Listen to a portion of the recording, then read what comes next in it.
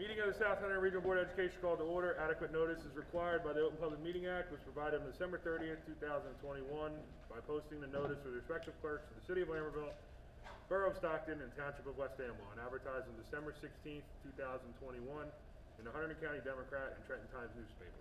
Flag salute.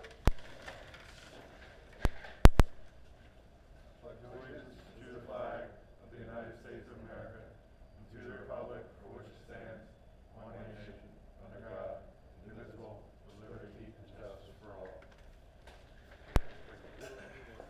Roll call. Sean Ellis. Here. Jim Gallagher. Here. Brian Hughes. Here. Sean Lewis. Present. Grace Patchouli. Here. Diana Purcell. Here. Megan Warner. Ronnie Todd Marino. Here. Kevin Kowaleski. Here. All right. Moving into PTO, PTA, LEF update. We're going to start with the PTO. If anybody from the PTO has anything, please come on up.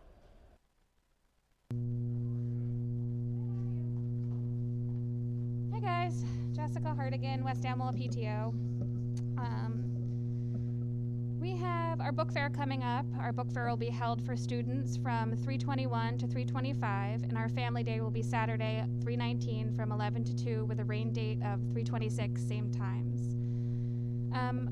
All students will have the opportunity to visit the fair like last year's.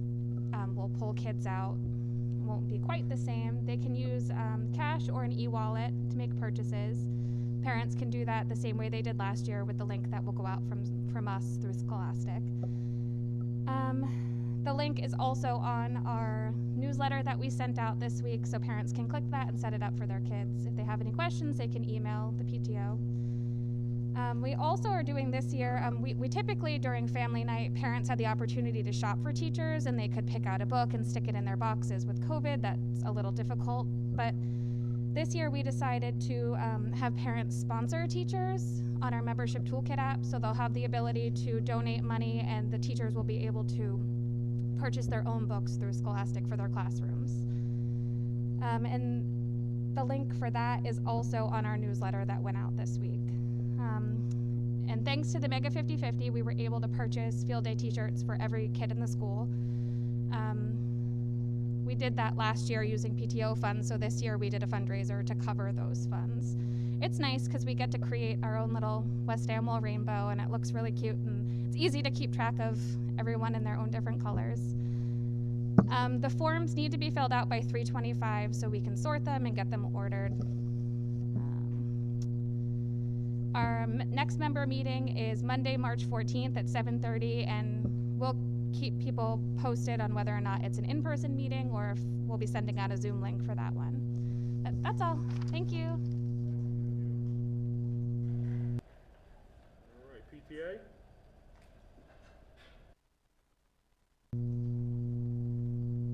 Hi everyone, Stephanie Vollmer, LPS PTA.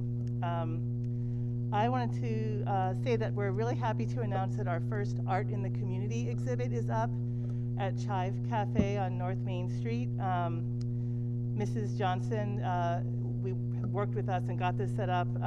We've got some art from the 6th graders, some abstract Muppet series, so if you haven't been by Chive, I highly recommend getting over there to see it. It'll be up for probably another week or two.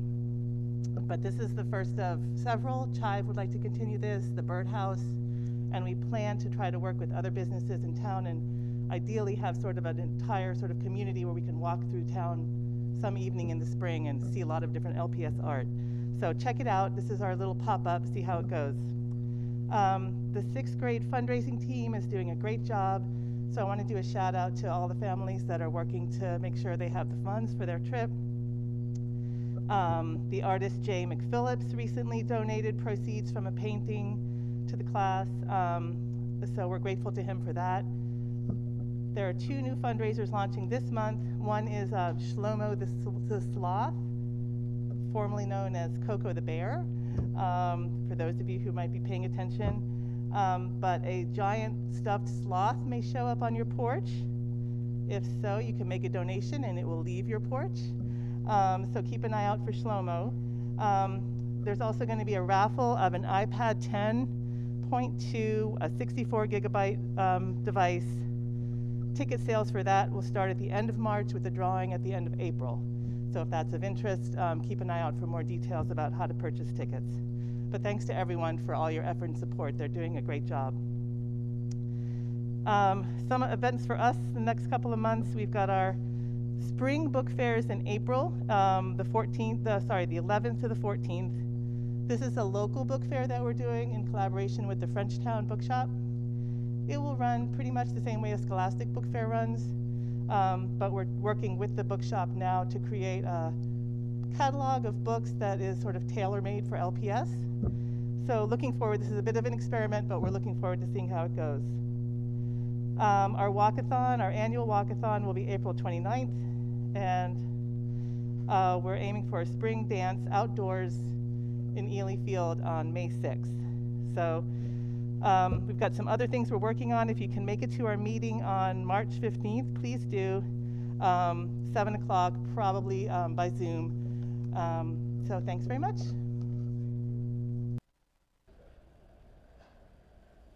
LEF? Thank you. Hi, I'm Janelle Whipple from the LAEF. From a grant standpoint, you guys have probably seen there's a couple things that were approved in the past couple months that are going through. There was a nice request from the library for a button maker. Now I'm very educated on button makers and what they entail. And it's for all of the high school kids to have like their pronouns kind of proudly worn around. There's also a trip to the African American Museum. So that's in there. Thank you again for the teachers for submitting the grant requests. We are also very shortly, this is just a heads up, but we'll be announcing the application process for the scholarships for the senior awards as well as the summer awards. The summer scholarships are for anyone in high school. We try and give out as many as possible. The senior awards are what it is. But in both regards, they're for students attending enrichment programs over the summer. They could be online programs. They do not have to be in-person programs. So we're working with Bay and Carly on those. The application should be out soon. We kind of rely on the school to do that, but it looks like the application deadlines will be the beginning of April. So we'll work with the school and make sure that there's plenty of notice for the students as well as the parents. But we always look forward to seeing those applications come in. The only other thing I'd like to mention is, first of all, kind of a advance thank you. We have a lot of people in the community coming out this Friday night. We have a fundraiser down at Chive. We have a fun German beer tasting, so that is very well attended. We're now looking forward to our annual auction, which is Saturday, March 26th. We've not had our auction for 2 years because of lovely COVID, but we're really excited to be back in person. This is actually our 20th annual auction and benefit. The LAF's been in existence for over 25 years, but this particular event has been the primary kind of way we fundraise for over 20 years. So thank you to everyone. We hope that if you haven't been in a while, which no one has because it's been canceled, it's a great year to come back. We moved it back to a location in the district, so we're really excited to be kind of just north of Stockton at the Sargentsville Fire Station. One of the new things that we have added this year that we had wanted to do in prior years but weren't able to, we've added a special ticket for teachers and administrators that's a very nice, reasonable fee. It can be found on the event page along with the other general admission tickets as well as VIP tickets, which are super fun. So we're really hoping that we have educators as well as parents and administrators kind of celebrating together. Just a couple fun highlights to look forward to, because I hope to see all of you guys there.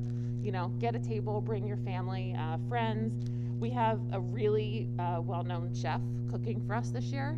If you guys don't know who it is, his name is Chef Kevin. So he's going to be he is going to be behind the scenes sweating it out, helping us feed a couple hundred people. So we're really grateful to you, Kevin. Thank you for stepping up. At least you have 2 functioning arms this year, so we're already in a better spot than we were years ago.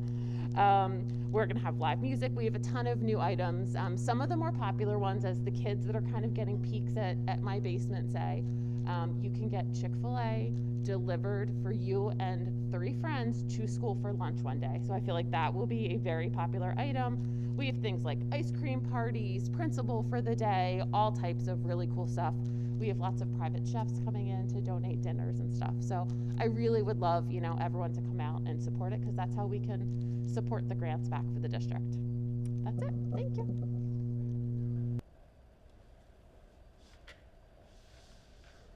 Correspondence? Just one. Let's read it. No, not this one. Correspondence to posted. We're talking to Siri apparently. Sorry.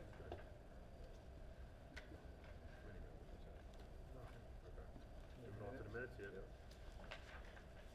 Need a motion for the minutes? Second. All those in favor? Aye. Any opposed? Any abstentions? Motion carries. All right, moving on to the report of the superintendent. Yeah. So I'm going to start out first. One thing I want to mention, I'm hoping that folks saw it this afternoon when it went out. But this is an exciting time for us because we're going to be offering free preschool.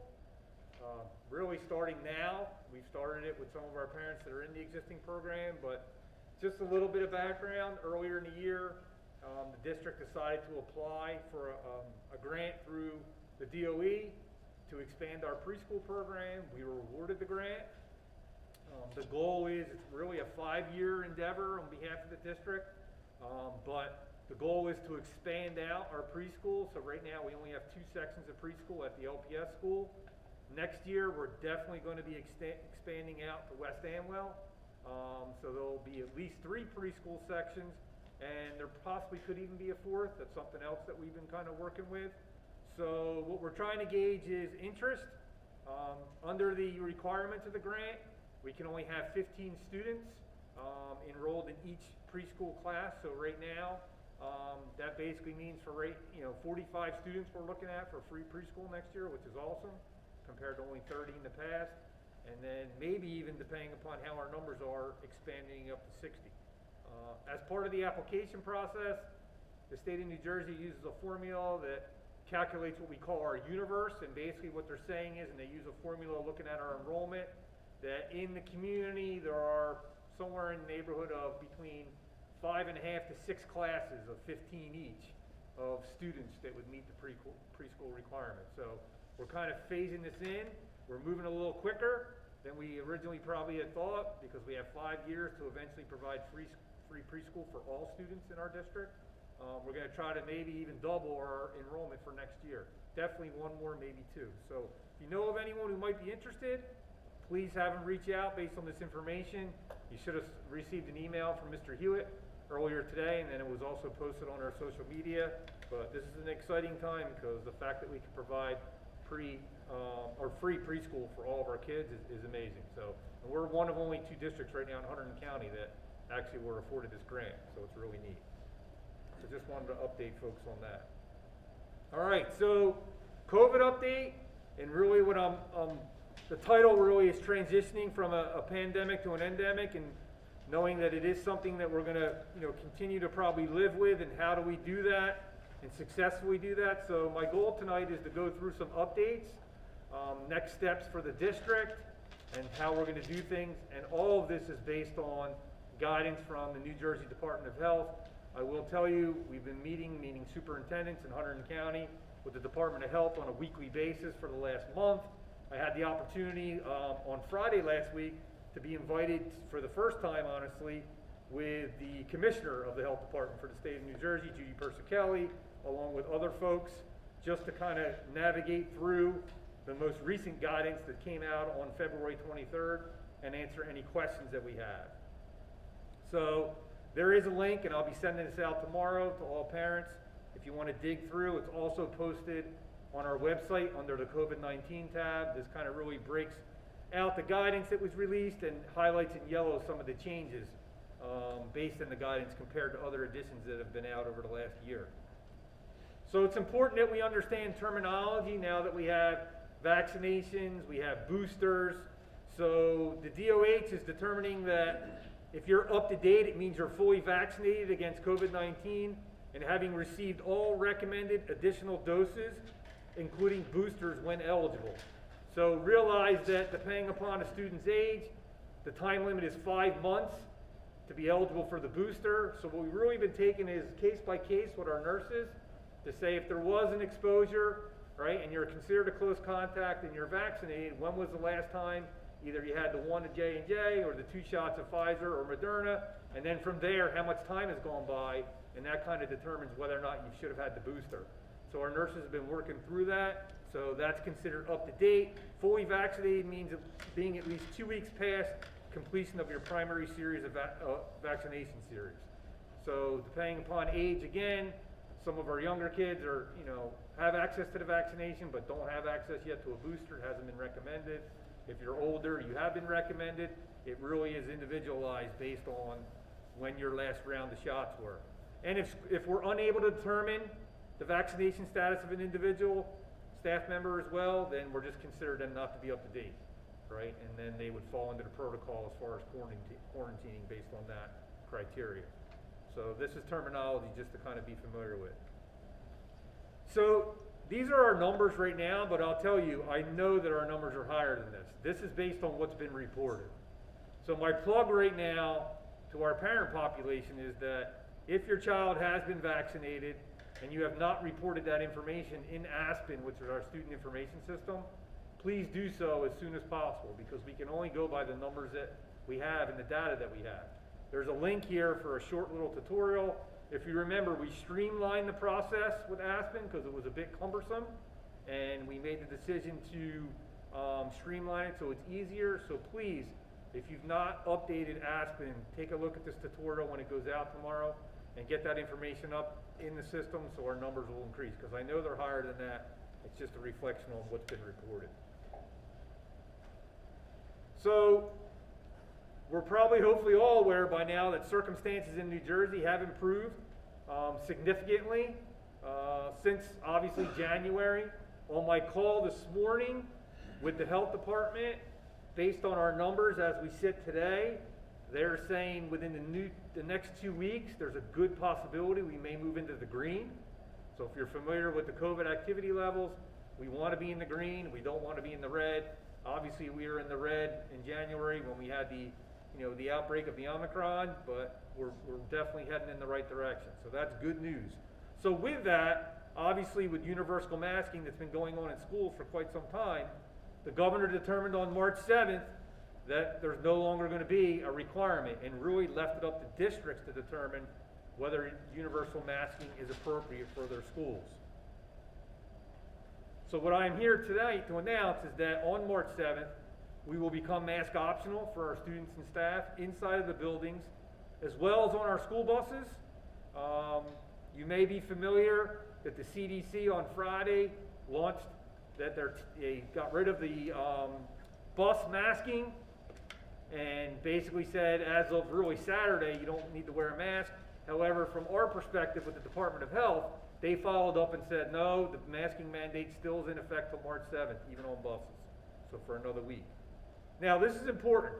Staff and students are welcome to continue wearing a mask, as this is a personal choice and will be respected by all students and staff. So everyone's situation is different. Everyone has a unique situation. So if a staff member or a student decides to wear a mask, we need to respect that. We need to embrace it. So when we talk about terms like harassment or bullying or intimidation, why are you wearing a mask? Why would you want to be wearing a mask? That can't happen. So that's something we will be addressing with our students before the end of the week as we prepare for Monday, because it's important that everyone has the right to make a choice, and we have to respect that choice from now moving forward. Because like I said, we're in a situation, and who knows, we may be keeping our masks in our pockets for the future. I'm going to be monitoring transmission rates within our community, and I have the ability to implement full masking if our numbers start to increase. So that's important to realize. Who knows where we'll be in a month? You never know once the masking kind of goes away and we see how that plays out. This is just, again, about the reiteration of the CDC lifting up the masks as far as the buses are going. However, obviously we're going to keep them into March 7th, but This is important that if we go back into the orange, or we go back into the red, you're looking at masking again. So the DOH is very clear here to say that if we go back in the orange, or strongly consider universal masking again. We're going to have to look at our numbers. I have data to see within our own communities what that looks like. We also have, like I said, meeting with the Department of Health on a weekly basis to kind of see how that plays out. Obviously, if we go in the red, we could be in a different situation. So with variants and all those different things, that's just something we have to consider. And it's really important, if you're not familiar with this weekly activity report, you can click on it when you get it. It shows the entire state of New Jersey. It's color-coded to see kind of what rates look like. We did have some green in the northern part of our state as of last Thursday. And like I said before, hopefully that green will continue to expand along the way. So again, I just want to reiterate that on Monday the 7th, that I'm going to be sending out communication as well as the slide deck tomorrow. We will be mask optional for all students and staff in the buildings as well as on school buses until further notice. Now, contact tracing is not going away, all right? At least not right now. Maybe down the road it might, but right now it's not. So nothing's changed from the guidance that came out in early January when we returned from winter break, where they reduced the amount of quarantining from 10 days to 5 days. So if you look at this chart, it really walks you through exactly what you need to do if the individual is either positive or is experiencing symptoms on the first day. The date of the positive test or the first day you experience symptoms, if you're not tested, that counts as day 0, and basically you're quarantined until hopefully day 6, but only day 6 if you're fever-free without medication and your symptoms are getting better. Obviously, if you're still with a fever on day 6, you're not coming back to school. But when you do come back to school on day 6, you do have to wear a mask for days 6 through 10. And if that's something that you're not interested in doing, then you need to stay out for the full 10 days and return on day 11. Again, that's the guidance from the New Jersey Health Department. So that's really, really important. All right, and this is for folks that test positive or have symptoms and they're not getting tested. So contact tracing is not changed.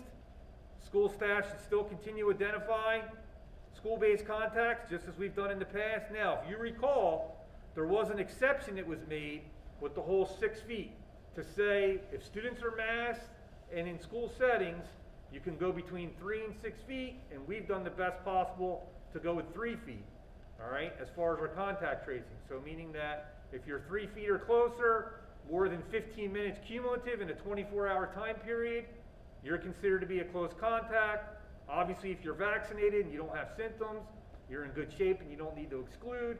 If you're not vaccinated, you're going to need to be excluded. Understand, by going to mask optional, that changes the game a little bit. If you look at the red on the bottom, without masks, that contact tracing is 6 feet instead of 3 feet. All right, so that's something, if we do have an issue with an exposure, that we're going to have to sort through to get an idea of were they masked, were they not masked, if they weren't, this applies, if they were, this applies. All right, so it's a little bit more work for our nurses and our administration as we contact trace, but those are the rules that we'll be following. So as far as quarantining goes, who needs to quarantine? Well, if you're less than or equal to 12 years old and you've completed a primary series of COVID-19 vaccine, but have not received the booster and you're eligible, right? So those 5 months haven't gone by after your second shot or your 1 shot of J&J, then you would need to be excluded following this chart, all right? Obviously, if you're not vaccinated at all, you need to be excluded in following the chart. Who does not need to quarantine? If you've completed the series and you have the recommended boosters and you're exposed, as long as you don't have symptoms, there's no reason to quarantine. All right? Children 5 to 11 years old who completed the primary series, because we're still in the research stage as far as the booster. And then if you've had COVID within the last 90 days, you do not need to quarantine. All right? So those are all things that our nurses are kind of keeping track of. So again, if I'm someone who's a close contact and I'm not vaccinated, my date of exposure is to whoever I was exposed to. That starts with day 0, all right? And then your first day is day 1 of quarantine, and the same rules apply. Now, there is a twist compared to last guidance. The last guidance, you were out straight up 10 days. all right, if you're not vaccinated. With this guidance, and you'll remember this was something that came into about early on, if you have no symptoms or a negative test, you may attend school but wear a mask. If you're unable to wear a mask, you may return to school on day 8 with a negative test between days 5 to 7. So for some reason, if the mask isn't going to work for you and you don't want to be out the 10 days, you can get tested between days 5 and 7. If you have a negative test, you can come back on day 8. So come back earlier than you would after the 10 days out. All right, that's important. Obviously, if you're symptomatic or you have a positive test, you're staying out. All right, and then you're starting over with your counting of day 0, depending upon the situation. So some of the guidelines, the most recent guidelines, just reinforcing, do the best we can to at least maintain 3 feet or the greatest amount that we can outside the classroom, so hallways, locker rooms, phys ed settings, buses, do the best that we possibly can with our spacing. Meals in the cafeteria, masks, if they're not going to be worn, try to utilize spacing the kids out. The weather's going to be getting nicer, so that's a good thing. We'll be getting kids outside for lunch at all of our buildings. That's important. Kids shouldn't be sharing meals, which we've been talking about all along. Our cleaning routines we're going to continue to use that we've been using for 2 years, as well as our frequently touched surfaces. None of that's going to change. All of our protocols, cleaning, all of that stays. Nothing changes with that. So that's important. So this is a question that's come up recently. Household contact. So household contacts who can't isolate from the household member. So if a parent, let's say, has COVID, right, and the child is in the same house, all right, there's a concern about possibility of exposure. What they ask is that the individual who is positive tries to isolate themselves the best that they can and wears a mask for those 10 days while they're in the home.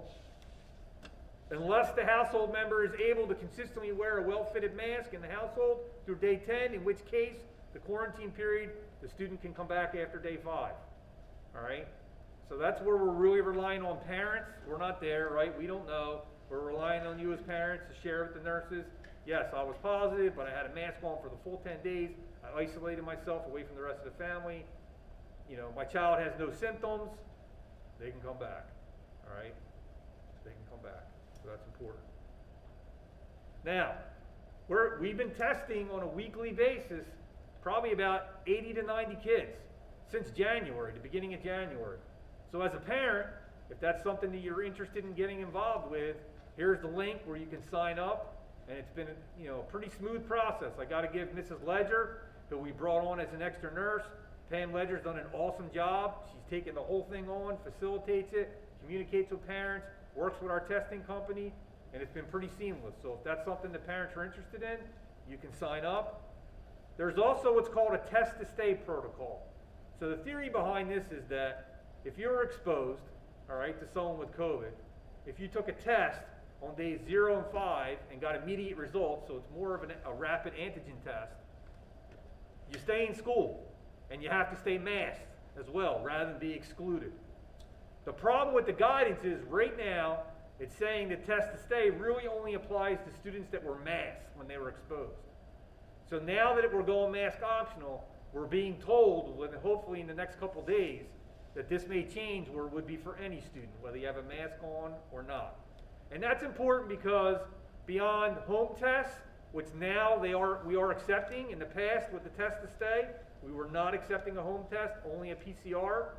Now we are accepting a home test, so if parents take a picture of the results, send it into the nurse, we have it on file, the child can come back instantaneously. Or if you're not aware, several weeks ago, there's now a testing center where the Pier 1 used to be in Flemington on Reeville Avenue, right across from ShopRite, where you could go in there, no appointment necessary, get a test, get the results pretty quickly, and get your child back to school, as soon as possible. So more information on that as we evolve to kind of get an idea of, if the guidelines are going to change for the test to stay, what that will look like. Questions from any board members before we move on to our next presentation and then open it up to the public? All the scenarios that you talk about testing are all acceptable to have a home test? Yes, they are. That was just changed on February 2nd.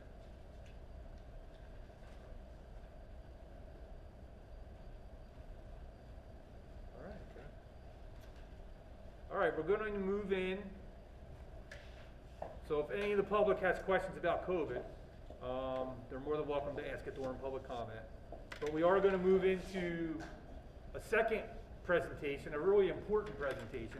I'm going to get up for this one and come to the podium. So let's just kind of spin the clock back. Last spring, we talked about district safety and security at the board level, and at that point, I committed to the Board of Education as well as the community that we were going to do a full safety and security review of all of our district practices, everything that we're currently doing in reference to safety and security. So we did do that and start that process back in September. It was a very extensive process where we met with a lot of focus groups and had small group meetings and collected a lot of data really from September up until the end of January. So the goal this evening is to share that data with you and then share recommendations for the board to consider moving forward. I will tell you for the evening, the board is not going to make any decisions on the recommendations this evening. The goal is to listen again to the presentation, hear from public comment, and then a decision from the board probably will not come into our next board meeting, which is in March. But it is an opportunity to take a look at a lot of important information that was shared. Now, I will tell you that I did not do this work alone, thankfully, because it was a lot of work. I had the opportunity to partner with an individual who's done some work with the board in the past, and we're going to kind of take turns and tag team on the presentation because Mr. Webb, who is going to introduce himself in a second, actually handled all the facilitation of the focus groups. I was there as an observer, but he handled all the facilitation, whether it was with students, parents, staff, whoever, community members, whoever it may be. I will tell you as we get into the presentation and when you see focus groups, the way we did that is we put out information to the parent community, we put out information to the student population, we made announcements over the PA for students, and we took volunteers of any students and staff that wanted to participate in this process. You will also see that some of our focus groups are specific where we reached out to students. So for example, one of our focus groups that you're going to see is students of color. So we purposely reached out to some of our students of color to get them to participate in the focus group. You're going to see that one of our focus groups was our Latinx community members. I was fortunate to be able to partner with Fisherman's Mark, and I want to give Ricardo Zapata the credit because Ricardo actually organized a parent focus group for me of our Spanish-speaking parents. So as far as questions you may have about how did you get volunteers, how did that look like, that's basically the way we did it in a variety of different capacities. So at this point, I am going to bring Mr. Webb up. I'm going to allow him to introduce himself, and then we'll be kind of going back and forth depending upon the parts of the presentation.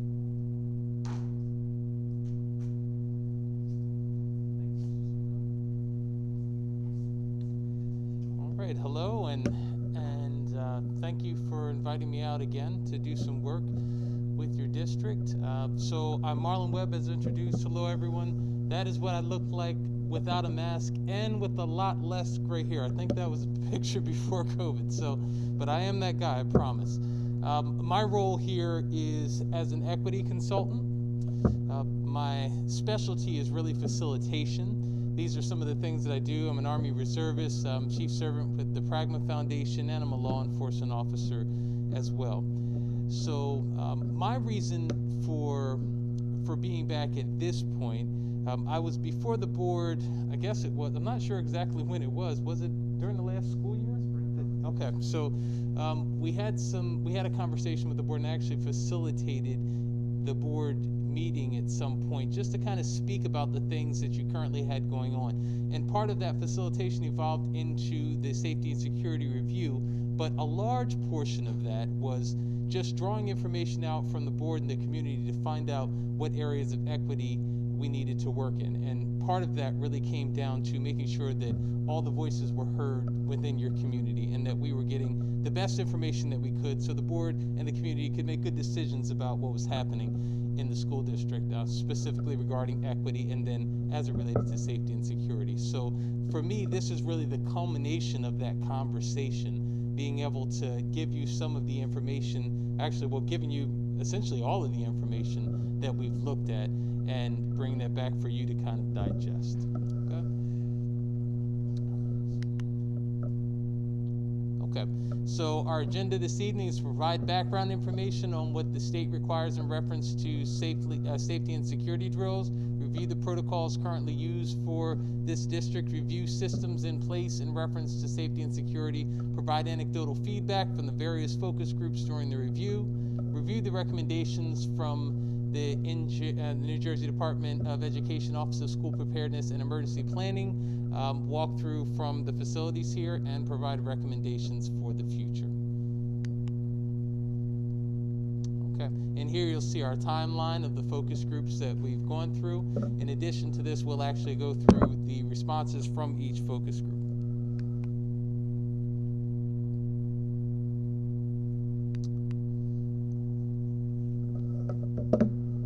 So quickly, some of the feedback that's come from parents is that they're really unfamiliar of what we're required to do and what some of the terminology is in reference to safety and security. So I thought it was important to front load that information this evening so you understand what we're talking about. Some of the terminology that you see here of the requirements that we have, what's called a school security drill, right? So that's an exercise other than a fire drill. So many of us recall, you know, from our days in school, you're always required to practice a fire drill once a month. We are now required to do a fire drill and a safety drill and practice our procedures. A tabletop activity can also be utilized. Typically that would be done maybe without students. That's an opportunity to have a scenario and where a group of folks, probably administrators and sometimes even teachers, could walk through a scenario and problem solve, and then we evaluate at the end to kind of see what we did well and where areas of focus we need to work on in the future. And then there is always the possibility to do a full-scale exercise, and what that means is it's multi-agency, so that could be the school district, our local police departments, EMTs, fire, and basically it's not only a drill for us, it's also a drill for them as far as communication and all the different pieces that would go into a real emergency. So these are some of the things that we look at each year as far as drill exercises. And then as far as requirements, I mentioned that, you know, obviously we're required to do a drill once a month. This talks about that and gives some examples of the different types of drills. If you're not aware, we are required to do a safety drill within the first 15 days of the school year. So by day 15, we have to do that. Day 10 for a fire drill, that we're required to do that. As far as the types of drills, so we have to report out to the state of New Jersey, the Department of Education each year. We have to fill out documentation with the date, the time, the weather conditions, and what drill we did. And you're looking at things like an active shooter drill, an evacuation, a bomb threat, lockdown. And we have to do those multiple times throughout the year in different capacities. And then there might be some other types of drills that we'll do, shelter in place, which I'll kind of talk about. We've talked recently about an evacuation. So, and that was actually a tabletop we just recently did, where if we had to evacuate the building for some reason and then we had to reunify students with their parents at an alternate site, what does that look like and how does that process work? So these are all the things that come into play as far as the different types of the drill exercises that we do. And then you may be aware, because you probably just started getting emails saying there was a drill today, and you're probably wondering why that was the case. And that's because of this legislation that was signed by the governor on January 10th that basically states that we now have to notify parents on the day of a drill after the drill has been completed and before the kids leave to go home for the day. So that's the reason why you've been getting an email basically just saying that there's a safety and a security drill that took place today, depending upon your child's school. And then there's some other pieces to that, making sure that the drill is developmentally, you know, appropriate, age appropriate as far as the messaging goes. It takes into account students with disabilities and access for students with disabilities, written notification to parents, as I mentioned before, and then also if we want to have our school buildings utilized by emergency personnel to do drills on their own, maybe after school hours, we have the ability to do that, and I know that's already happens down at LPS. We have to review our safety and security procedures each and every year. Several times we should really be doing that. And then we have to track data and then eventually report that out to the state of New Jersey. So you may ask, you know, what do we do? Like, what's a drill and how do you practice with the kids? So the district for several years has been using what's called it comes from I Love You Guys Foundation. If you Google that, you'll be able to find it. And basically, and you see them around the room, right now if I look on the front here, on the wall, you'll see these that are laminated right here. We have our safety protocols.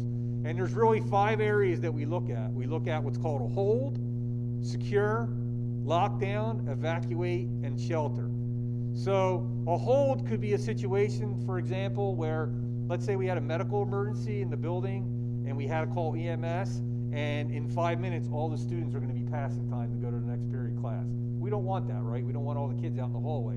So we're going to call a hold. It means the teacher keeps teaching, nothing stops, but we keep everyone in the classroom until we lift the hold, depending upon the circumstances. A secure means there's some type of issue outside the building. I'll use the example at West Amwell. Kids are outside for recess. All of a sudden there's a report there's a bear somewhere nearby. Get all the kids inside. We're going to secure the building, and we're going to stay inside the building until the area is clear outside to go back again. A lockdown means that there's typically some type of active threat that's inside the building, and we're going to lock students down. That's literally locking the door, pulling down the shade on the blind on the door window of the classroom, and getting in the corner, turning out the lights, and waiting for next steps. Evacuation is simply what it says. Evacuate the building. Could be, there's a bomb threat, there's a gas leak, there's a chemical spill, whatever it may be. And then a shelter in place is typically a weather emergency. So we're fortunate, although the last couple of years have been challenging here. Tornadoes, things along those lines. If there's advance notice, we have protocols to put in place where students will shelter, and there's a way that they do shelter, and we train them on these different protocols. So this is what we use. This is what we hope our students would be familiar with this terminology. If you're not aware, last year we started a district safety committee. So these are all the folks that are on that committee. And obviously it's local law enforcement, some of our class 3 officers, our technology director, our facilities folks, and then our building administration and some of our other administrators.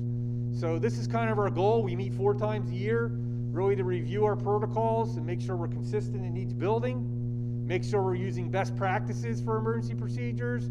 We discuss possible drills or tabletop exercises, and we plan for facility upgrades. So as we're working through the referendum and planning out what our buildings are going to look like, folks that have expertise in this area, that's really, really important. And then if you're not familiar, the Board of Education, even before me, put a lot of time and effort into emergency notification system. So you'll notice that we have these. There's one right in the back of this room on the wall. So that's great for telling time, but that's not really the purpose of it. If there's an emergency, there will be audio that will come out of that speaker, and then there will be a message that scrolls across that screen with terminology that we use from the I Love You Guys Foundation. So lockdown, evacuation, secure, whatever it may be. That's important because one of the problems with schools, and I'm sure it was a problem here, is you had spaces in the building where you couldn't always hear an announcement over the PA system, whether it's in a gym class or a music room when the band's playing. So now not only do we have the audio, we have a visual so people can even see it, which is great. So that's important. We have panic buttons now around the building. So if you were familiar a couple years ago, there was something called Alyssa's Law that came into play. There's now a requirement that every building, school building, has to have one of these, if not more. We have 2 in each one of our buildings, and that's something, if you press that button, it's automatically going to provide a notification for help, for an immediate response. And then we also have this, which is great. So if someone in any of our buildings initiates a lockdown, we have a group of folks in the district that instantaneously get a text message, all right? And even our law enforcement plays in that as well. So I know specifically what's going on and where it's happening. And if there's a 911 call made, I also get that information, and other administrators as well.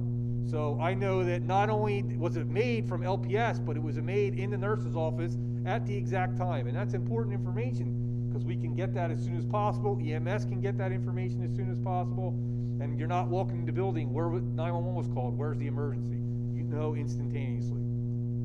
And then at the bottom, this is a nice feature because our system that we have with our speakers, if I'm on a phone call with a parent and that system's activated, it's going to interrupt that call, and there's going to be a message that comes across that screen right there telling me what's going on. Now, the parent is not going to hear that on the other side, but I am. So I'm going to know for the secretary or whoever it is who's on the phone, and and there's an emergency and they're not paying attention to maybe the speaker, they're going to be able to see it right in front of them on their phone, which is great. So the goal is now there's no reason why we have anyone in our buildings who doesn't know when there's an emergency with all these different systems that we have in place. And then we also introduced what's something that's called geomapping. Why is that important? Well, this is the high school campus right here, high school, middle school. And in theory, if we had a significant emergency here, you're going to have more than West Amwell and Lambertville law enforcement. You're probably going to have law enforcement for all kinds of strength. You have Raritan Township, whoever it may be. They're not familiar with our buildings, right? If I said to them the emergency's in the library, they're going to say, great, where's the library? I have no idea. But what happens is school districts around the state entered into an agreement to do this geomapping, and it's utilized in the military, and it's a grid structure, so I can say E6 or C5 or whatever it is. Law enforcement can pull up these maps right on laptops in their police vehicles and be able to know quickly, okay, that's where this is. I know where this emergency is, rather than asking people, you know, how do I get to the library, or where's the gym, or what does that look like? So this was a really important piece that we put into play, and we've done the geomapping for all 3 of our school buildings, for not only the high school and middle school, but also for LPS and West Amwell.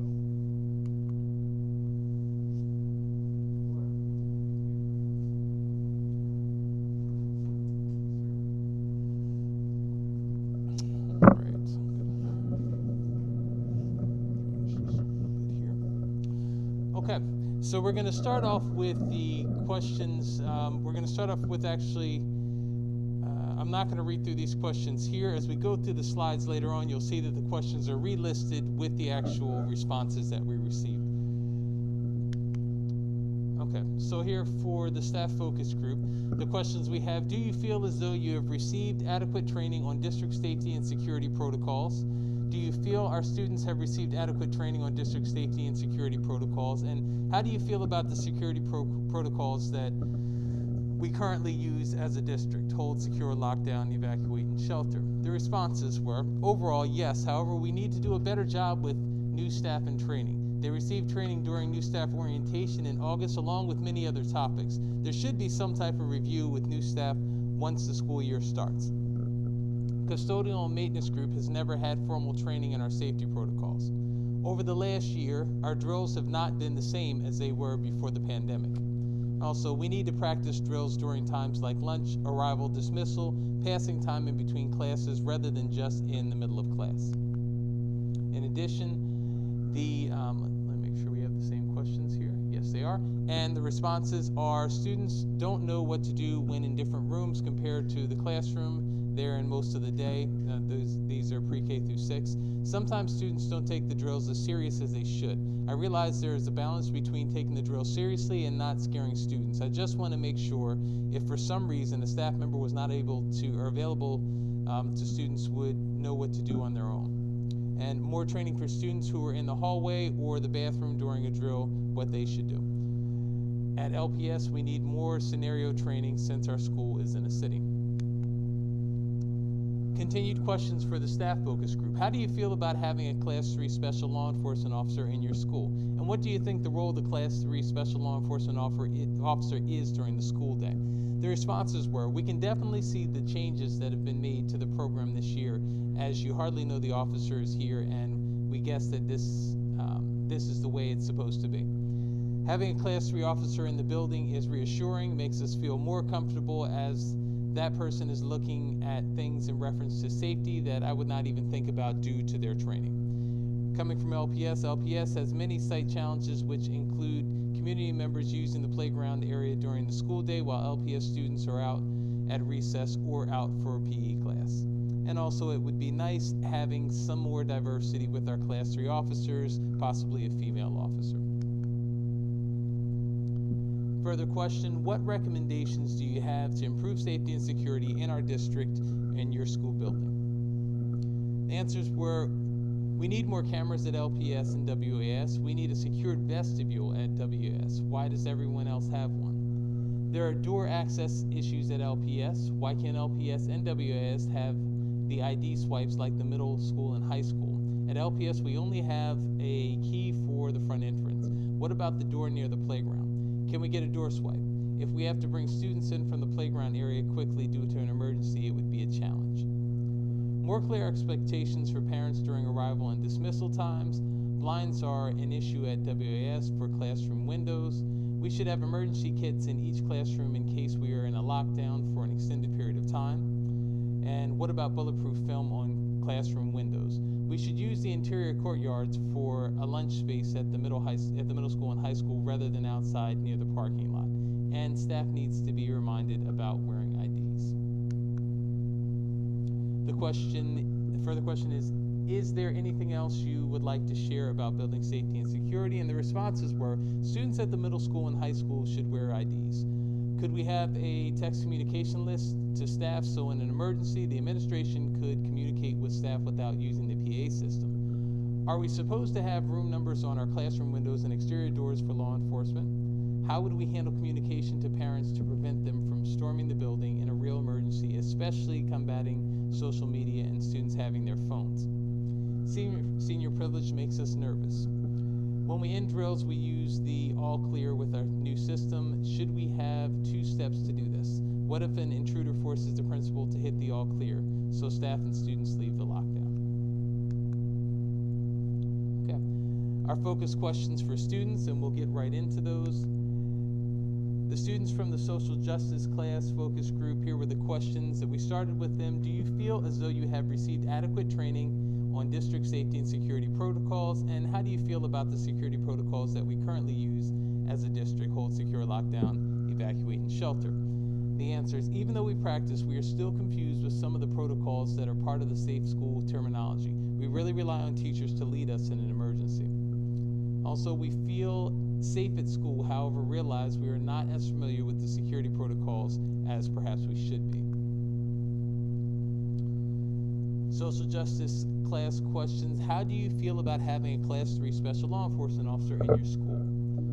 And what do you think the role of the Class 3 special law enforcement officer is during the school day? They responded, definitely a noticeable difference as to their role compared to years past. We were introduced to our new officer at the start of the year and told what his responsibilities are on a daily basis. Now that we know that we don't have to feel the officer, we don't have to feel the officers watching us like in the past. The 2 officers we had before this year were not a good fit for the high school. They were not friendly and were roaming through the building during the school day. They would come in the cafeteria as well as during lunch. Several students shared they feel safer knowing the officer is here. However, they realize perhaps there may be other students who may not feel the same way. A student who is also a person of color expressed that the presence of a police officer for her last year was uncomfortable, but also expressed the experience is different this year, different in a positive way. Further responses: a student who is a person of color and a student who is not a person of color expressed feeling more safe having a police officer in the building. A student who is a person of color stated that she does not feel that there's social injustice among the student population at the school. A student who is not a person of color feels that she would be even more comfortable with police officers if the officer is more personable without being too close. Further questions for the focus group: do you feel our students have received adequate training? Different focus group. 7 through 12 student focus group. Starting with the questions again: do you feel our students have received adequate training on district safety security protocols, and how do you feel about the security protocols that we currently use as a district: hold, secure, lockdown, evacuate, and shelter? And the responses: a student expressed concern with sensory challenges during emergency drills with the speakers that we use. Sounds can be scary and anxiety-provoking. Student expressed concerns regarding bathrooms during emergency drills and what students should do if they are in the bathroom. Student expressed that drills are not always taken seriously by other students. Students spoke about having a text blast to seniors regarding senior privilege and emergency drills. Students recommended more mental health training for staff so they can recognize when a student may need support. Students recommended making the counseling office more private, adding a blind on the window to the office so that when students walk by in the hallway there is privacy. Further questions, and you'll be familiar with these questions, but regarding Class 3 law enforcement officers in schools and what they think the role of the Class 3 law enforcement officers are. Moving on to the comments. Students reported that the former Class 3 officer was not very nice to students and seen as a disciplinarian. Students report that they like having the new Class 3 officer. Students report that they know the new officer is here, but not too visible. Student reported that police car outside makes them feel safe. Students recommended de-escalation training for Class 3 officers. Student reported that police presence inside can be scary. Student reported that having an officer is good as a medical first responder. The 5th and 6th grade student focus group, you're familiar with these questions. They are the same for the other student focus groups, and their responses were, overall, most students are generally comfortable with safety drills. One student did express that they would not know what to do in an emergency without a teacher guiding the protocols. Students at WAS expressed some concerns about hunters being too close to the school and the sounds of gunshots. LPS students expressed concerns that the playground is open to public during the school day, something they worry about. LPS students expressed they know the building is old and may not have the best security. WAS expressed concerns about the doors being open during food deliveries and that the doors at the school do not always close properly. The further questions about how the students feel about Class 3 law enforcement officers in school and their roles in the school. From the WAS students specifically, the Class 3 officer is visible at pickup and drop off each day for traffic. Students express they feel safer with the Class 3 officer being there, and Class 3 officer is visible at school events. From LPS students, student expressed that they don't feel there is a need for an officer. A student expressed that they have noticed the officer is not there during drop-off and pickup times this year. Student expressed that officer at LPS last year was great and never bothered any of the students. Students suggested that the officer should introduce himself. One student expressed that he heard that one of the officers at the high school was hard on the kids. Excuse me for a moment. We're familiar with these questions. They are the same for our other student focus groups, and this is for the focus group of students of color. Their responses regarding the training in the school on our emergency procedures. Lockdown drill alarm is scary, does not promote a calm and orderly atmosphere. Lack of communication from school on drills to off-campus students. Better communication systems, push notifications from an app or text. Students do not read emails. Good to have random drills at inopportune times for students and staff preparedness. Feel most students do not currently take drills seriously. Would like more student training and direction for all types of emergency scenarios. School choice students not familiar enough with area surrounding school in order to properly evacuate off school grounds if the need arises. And more conversations, possibly assemblies, to better prepare students for emergency drills and scenarios. And here we look at the questions again about Class 3 officers in schools and their roles. The responses from the students of color focus group. Scared that our world is so bad that officers on school campuses are necessary, but comforting that they are there and trained to protect. Good to know that the officers are trained for nonviolent incidents, medical emergencies, etc., not just active threats. Important for students to know that they are not here for ICE purposes. Current officer, much better trained to provide security, does not act as a hall monitor. Okay. These are the focus questions for the Latinx community and specifically the Spanish-speaking parents that we met with, and they'll be divided up as the other questions are. So we'll go right into them. So for the Latinx focus group, does your child or children ever talk about safety drills they do at school? And do you know what protocols the district uses for safety drills? The answers were, we know we have safety drills, but our kids don't really talk about them. One parent expressed that her child used to be scared of the fire alarm smoke detector at home. However, now that they do fire drills at school each month, she is no longer scared. Further questions. As a parent, do you worry about your child's safety while they are at school, and if so, why? If there was a real emergency at your child's school, would you know what to do as a parent? And what type of security features do you think our schools should have in place? Yes, because of the bad things we see on TV and in the schools related to violence in schools. We don't really know what to do in a real emergency, perhaps come to the school to get our children. We feel that they should be monitoring outside, especially the playground at LPS since it's open to the public. My personal opinion is I would like there to be surveillance in the school for the safety of the children. questions about how do you feel about having a police officer in your child's school building. If there is a police officer in school during the day, what do you think their role should be? Their response is, we feel more secure knowing there's a police officer at our children's school. We're not worried about our children's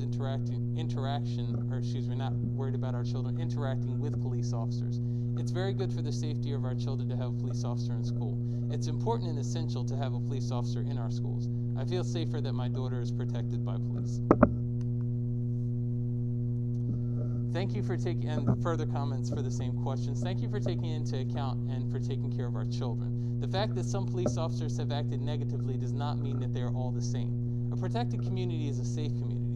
We feel the police in our community have a good relationship with the Latino community. Lambertville Police Department treats the Latino community with respect and kindness. Okay, and these are the questions that were used for our focus group for community members, and we'll get right into the questions. Does your child or children ever talk about safety drills they do at school, and if yes, what do they say? Do you even know what type of protocols the district uses for safety drills? Responses were, loudspeaker announces there is a lockdown. Children know what to do when they are in the classroom, but not what to do in other areas of the school. Would like to receive notice there's an upcoming lockdown drill. Parents can better prepare themselves as well as the children. See the pros and cons to the lockdown drills, believe the kids are more prepared. Educate parents on the drill process so they can fill in the gaps for their children. Want more training on what to do in these situations. Society is telling us to teach our children about the reality of what can happen. Parent shared drills aren't on her child's radar and doesn't make them anxious. Parent shared drills make their kids anxious. And parent shared her child is excited about the drills. They feel safe and even better that they know what to do. The message at the school is positive and reinforcing for her child. The next question, as a parent, do you worry about your child's safety while they're at school, and if so, why? The response is yes. One of the elementary schools has a trailer for music class and teachers area. That school has no gated entry. LPS Park is adjacent to the school and open to the public. Route 29 is extremely close. There's no fence, no security, only the teachers. Anyone from the general public can come and see the children while they're out playing. There's been incidents recently with community members and childhood pornography. West Amwell concerns. I think I had to move over to this side the last time I presented this. West Amwell concerns. No secure vestibule. The secretary is the only form of security there. They would like swipe pads for each door. It's a rural community. What is the response time for police? How long would it take to mobilize a team in case something does happen? Another parent had no concern with the park area at LPS, does not see it as a threat. Goes there all the time with her child. Thinks it would be a good idea to have the park closed to the public during school hours. Parent does see a risk at LPS Park and would not allow their child to go there without parents. Recent TikTok video caused concerns as some children did want to go to school. Parents did not force them to go that day. Concerns with not checking IDs when parents pick up a child from school. Anyone could go in and give parents name and take any child out of school. And as a parent, do you worry about your child's safety while they're at school? And if so, why? I think that might have been the same question. And continuing to the comments from the community group, parents asked that the parents not knowing the steps and procedures to the lockdown is part of the kid's safety. Her brother is a trooper and doesn't think being a sitting duck is a good method. He mentioned the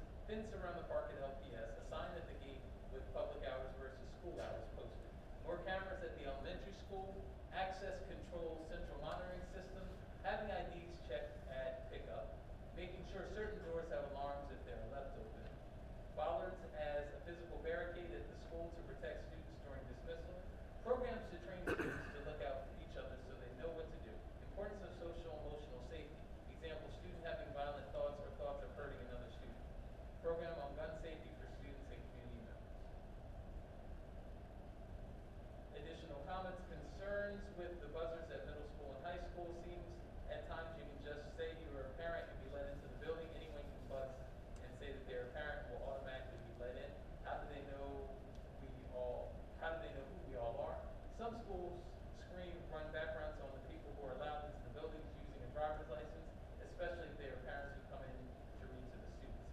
Any way to get a special ID for parents and students so that they can show to the camera and be let into the building. How do you feel about having a police officer in your child's school building? West Amwell Class 3 officer is great. Very well known in the community. Had kids who went to WAS and treats the students as his own kids. Officer last year at LPS, the students loved him. He would interact with them during recess. Mom mentioned the pickup drop-off at LPS is horrendous. Comfortable with an officer in the school. Example, spring concerts, the children were playing outside and the ball went over the hill. The children ran after the ball and an officer stopped traffic on the road to get the ball for the kids. Many of the children have healthy relationships with the officer, shows the children to trust and respect law enforcement. Further comments, same question. Get to understand the officer in a different way. Mom didn't see the benefit until she heard her children talking so much about the officer. Invaluable asset to the district, sense of security to have them there. Nice to see a friendly face. Gives parents a sense of relief to know there is an officer in the school. Parent expressed the data on school shootings does not support police officers being in schools. Where's the data that says having an officer in a school works? If there's a police officer in school during the day, what do you think their role should be? Responses, there's an officer who sits outside the school in his patrol vehicle by the main entrance. This should continue. Traffic safety when school starts and ends to oversee but isn't hands-on. Crowd control for certain events. Having police outside the building I think it's meant to say is a huge deterrent. This is a very vulnerable community. They shouldn't be involved in the discipline. Officers shouldn't be involved in behavioral management. That should be teachers and administration. Parent doesn't think it's the district forcing a relationship between the officer and students. They happen organically.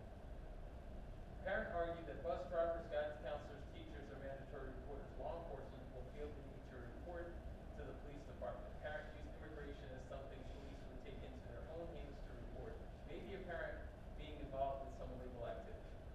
Minority population needs someone to speak for them. Parents said that 30% or more of LPS are minority students wants to make sure it's looked at from an equity standpoint.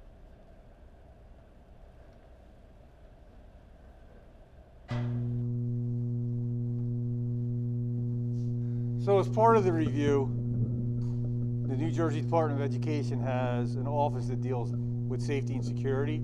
So they came out and did a walkthrough with not only with myself, each building principal, but also the county superintendent, Mr. Torres. And we started out at LPS, and these are some of the things that they identified that were concerns. The camera system is inadequate, along with the system being antiquated, not nearly enough cameras. There should be ID swipe pads around the perimeter of the building rather than using keys. They had major concerns about the public playground being open during the day with no security, who is monitoring the parking lots and the areas where students are outside for recess, lunch, and gym class. Gym doors leading from the hallway to the gym were a challenge to lock from the inside. And at West Amwell, there were concerns about the trailer setup and students constantly entering and exiting the building throughout the day in an unsecured area. Recommended that all staff that are outside working with students have access to walkie-talkies for emergencies. Similar as LPS, the camera system is inadequate and antiquated and not nearly enough cameras. Again, with the swipe pads, similar to LPS, and as was mentioned before, no secured vestibule. The main office setup is problematic. For the middle school, high school, they were impressed with the secured vestibule setup. They also spent some time looking at our new software and camera system, said it was very user-friendly, makes accessing the cameras in an emergency very easy, and they were impressed with the door swipe system that we have in place throughout the perimeter of the building. Then they brought up some general concerns for all of our buildings. So each of our buildings have a roof hatch, and that roof hatch was unlocked. So they made the recommendation that they should have a padlock on them just in case someone was on the roof. They'd be able to get through to the building, even though the doors around the building are locked. We have AEDs around all of our buildings, but they recommended signage so you can see from far down the hallway that there's an AED machine. They also recommended that all electrical panels are locked at all times, and that custodial closets due to chemicals and things that are in there that are also locked at all times. Each building also now has several bleed kits, and they just wanted to make sure that we have a group of staff that's trained and how to use the bleed kits and also where they're stationed throughout the building rather than all just being in the nurse's office. This was brought up earlier by one of our staff members that we should have numbers on doors and windows, so if there wasn't an emergency and law enforcement were on site, they could identify by walking around the perimeter as far as what rooms are which rooms. We don't have that right now in any of our buildings or any of our classrooms, so that's something that we need to do. Talked about appointments only for visitors. Really a significant or consistent, script for our secretaries and class 3 officers for vetting out visitors across the district. We should be testing 911 several times throughout the year because there's been some issues in the past where the incorrect address shows up sometimes for a school building. We should have a two-tier system for dismissing students from an emergency, so that was brought up by one of our staff members. So right now we just use the speaker with an all clear, so that should come across, then we should have an adult who comes on the PA as a secondary that it's all clear, which is important.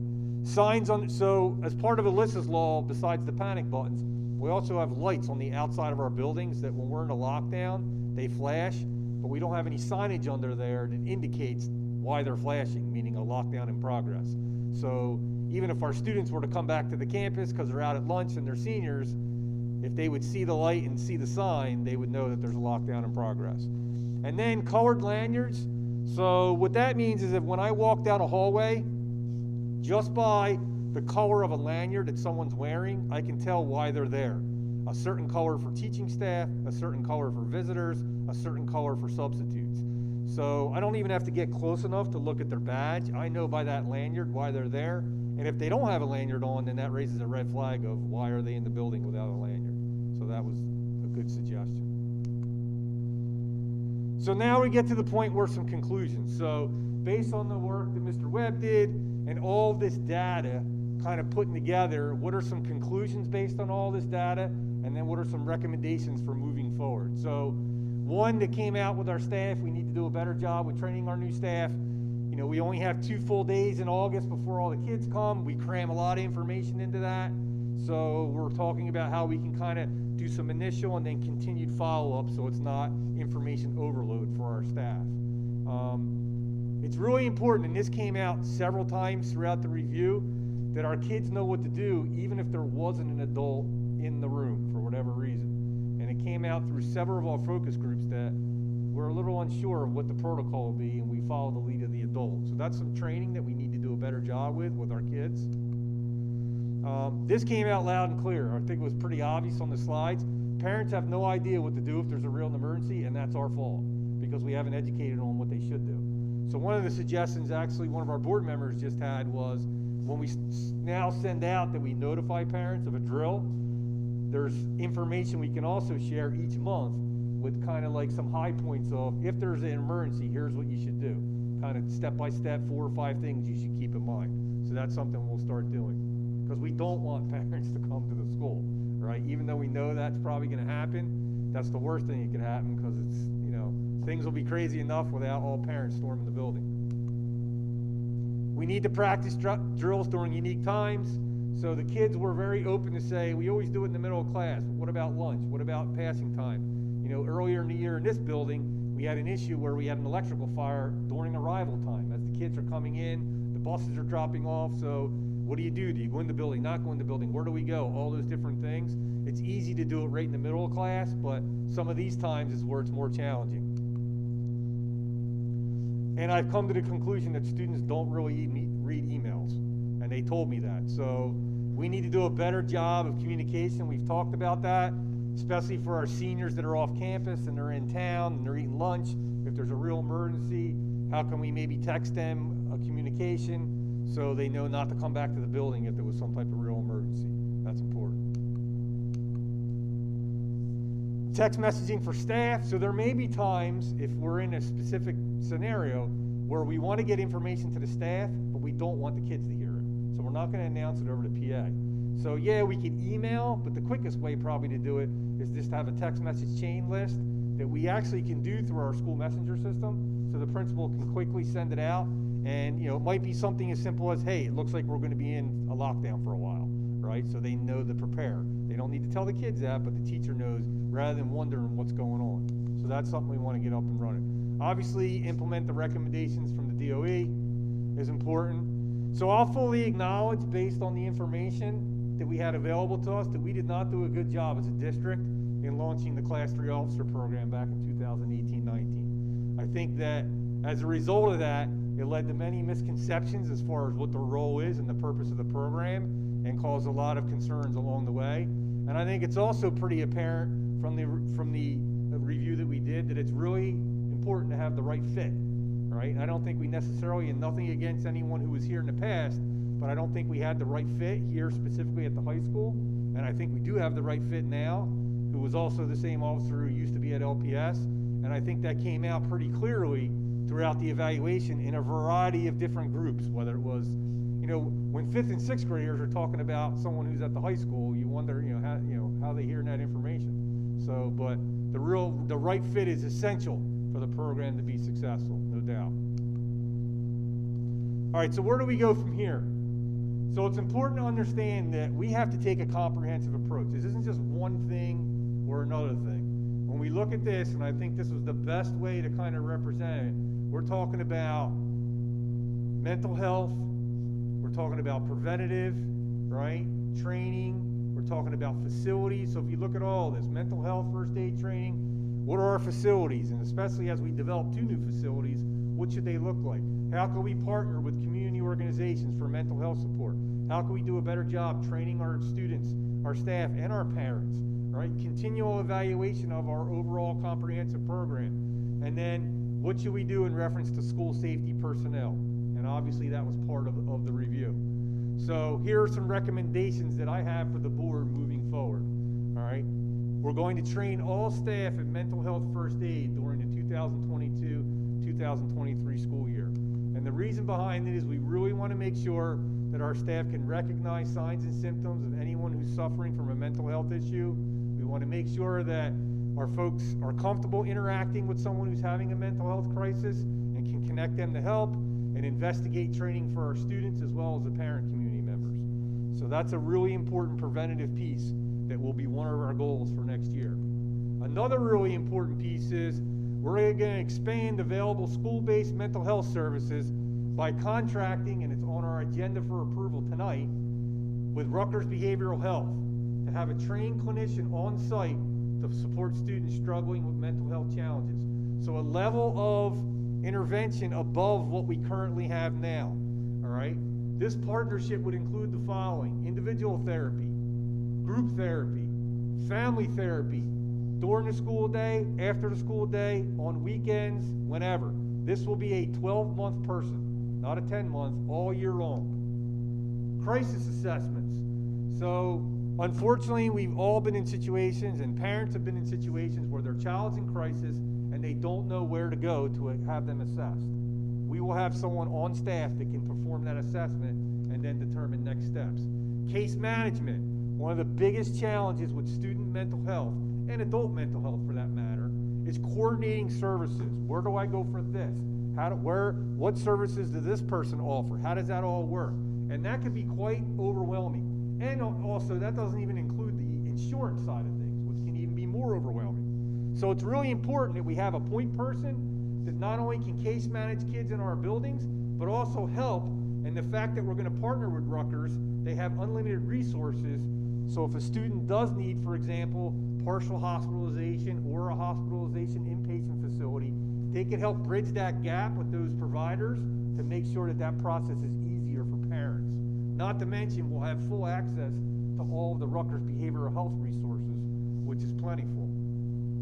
Consultation with our school staff, so the individual meets with our school counselors, our school administration to kind of provide updates, and then provides professional development workshops for our staff along the way in a variety of topics, and then parent support groups as well with webinars and things along those lines.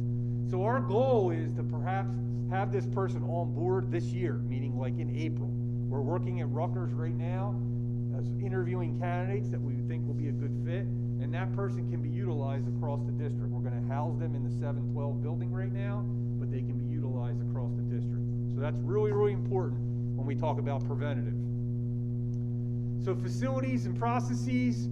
So we should be running annual tabletop drills. I mentioned before, about a week ago, we just did a tabletop for the first time since I've been here, and it was a bomb threat here at the high school. And I put all the principals, you know, and Jason Miller in the middle of the room in a table. We all sat on the outside, and we had law enforcement, and we gave them step 1, step 2 scenario, and they just out loud worked through it. We should do this. Here's the first thing we do, and continued on, and then we evaluated it. We should be doing that on an annual basis. We should be developing a district threat assessment team. We don't have that. So if there is a threat assessment, based on training with threat assessment, it fits in different categories. And then there should also be case management. So if there is an issue with a student, who's managing that, who's following up, making sure that the student and the parents get the support that they need, and kind of monitoring that along the way. That's important. We should replicate as we design our buildings, and I'm hoping in the March Board of Education meeting, we've been spending a lot of time in the last 2 months designing our new 5-8 building, and I'm going to share where we are with that at our March meeting. So as we design that and the renovation of LPS, we should be taking into account everything we did here with our camera system and all that access, as well as our door access controls. So swipes, IDs, all those different pieces are important. All right.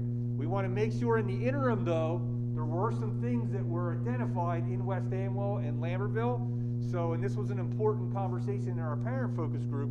It doesn't mean that we can't address some of those things for the next 2 years, right? We're not just going to wait, and then what happens in the next 2 years? There are some things we can address, so we're going to build that into our budget, you know, things like the blinds, perhaps some additional door swipes, things along those lines, until eventually we, you know, get the buildings up and running with the renovations in the new building.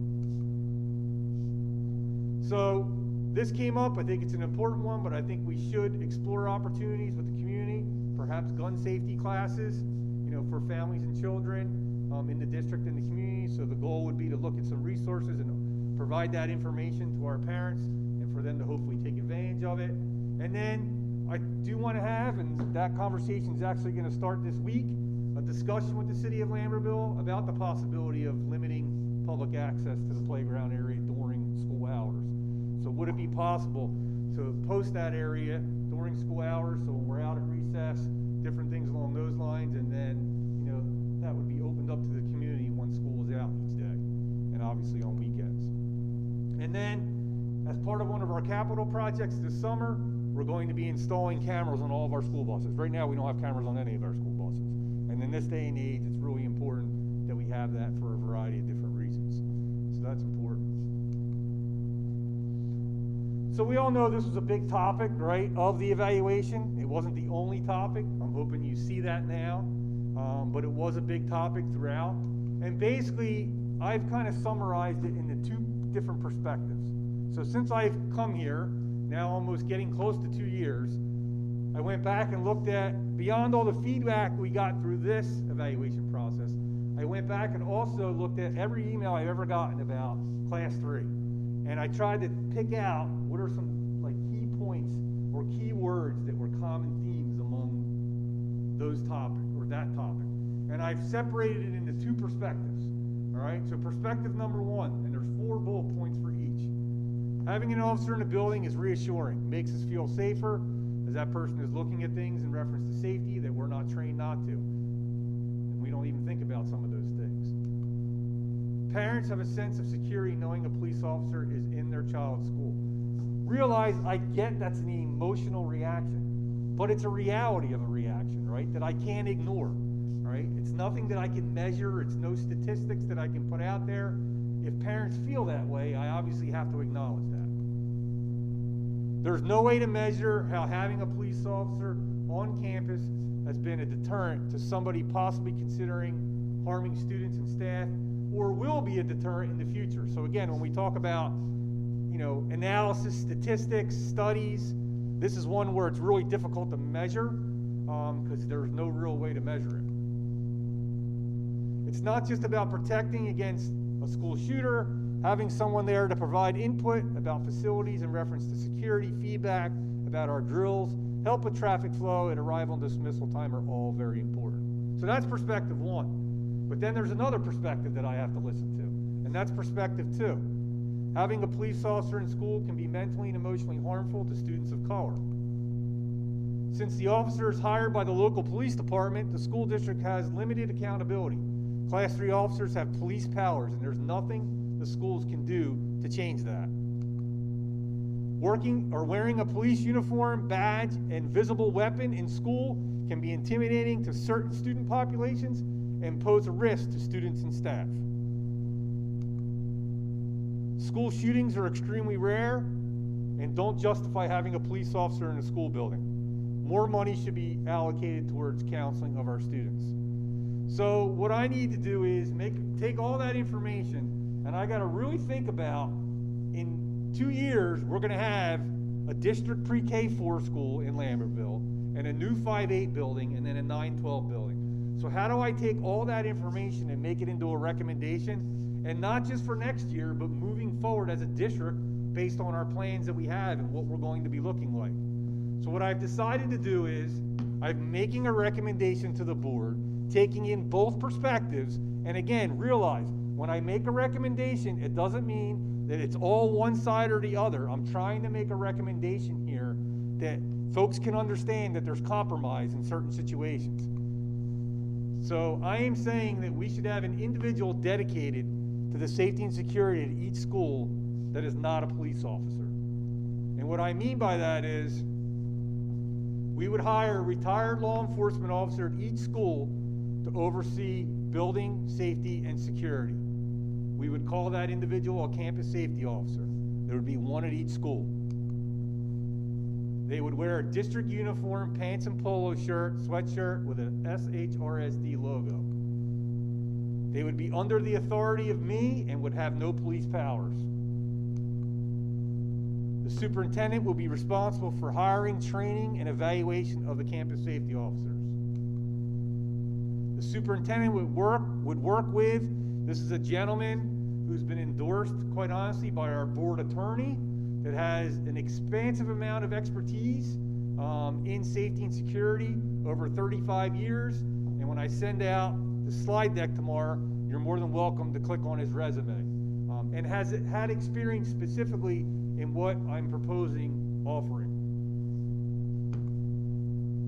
Hiring pool would be expanded. Right now, if you're familiar with Class 3, we're only able to hire folks that have been out retired for 3 years.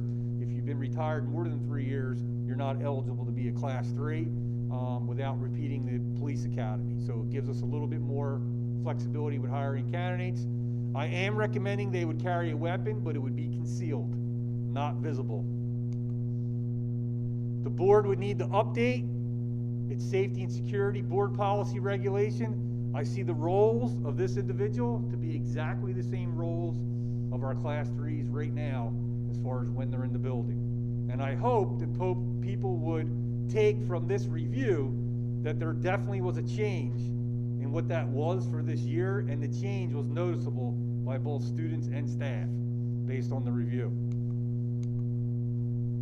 The criteria for hire: law enforcement officer who retired in good standing, annual training requirement performed by the district in areas of implicit bias and cultural competency, mental health first aid training upon employment, emergency medical responder training, so that's one step below an EMT, de-escalation training upon employment, use of force training that's specifically tailored for retired law enforcement officers, carries a permit, obviously, and all the different things they need to be able to carry concealed in the school building, and they're required to qualify twice a year according to the Attorney General guidelines. All documentation and training requirements would be housed and maintained by myself. Keep in mind, I'm also considered our district safety and security specialist. I've been one since 2014. I was one in my previous district for 5 years. That requires training every year that I have to in order to keep up that certification. And that's an actual certification, just like a teacher's certification through the Department of Education. After checking with our liability insurance provider, there would be no increase to our annual premium for campus safety officers to carry concealed. The cost, I'm recommending that those individuals would be paid $40,000 per year for a total of $120,000. Right now we have budgeted $124,000, and we have 3.5 positions. We do not have the half position, which is here at the middle school and the high school. We never filled it, and quite honestly, I don't think we need it. I think one person at each building is more than enough for what we need. By the way, the individuals that we have right now that available to the Class 3 officers would absolutely, if interested, fill the role for the campus safety officer. Just to put that out there. I know people are worried. We have good people. Would we lose them? That is not the case. Something else that came in the review that I want to mention. So if you're familiar, in New Jersey, there was a task force report recommending in July of 2015 that in New Jersey, the current protocol in most schools is to lock down in the event an active shooter or an imminent threat in the school. While lockdowns may be the best option in many cases, there's considerable evidence to suggest a lockdown is not always only the best option in all situations. Providing training to school staff members that encourages them to make the best decision based on situational awareness provides the best chance for survival. Options such as evacuation, barricading, or countering attacker only if an imminent danger should be available in an emergency. Training to the default lockdown essentially removes these as a viable option in an emergency situation. So right now, we are not doing anything except the lockdown. So this is something that my goal will be is that we'll evaluate with our district safety team and kind of think about what that might look like moving forward for training for our students and staff. It's in the New Jersey Task Force, so we should be doing that. So at this point, I'm going to turn it over to the board, open it up for any questions, and then obviously we'll open up public comment. And if anyone has questions about the COVID information I provided or the information about this presentation, you're more than willing to share. Board members, any questions?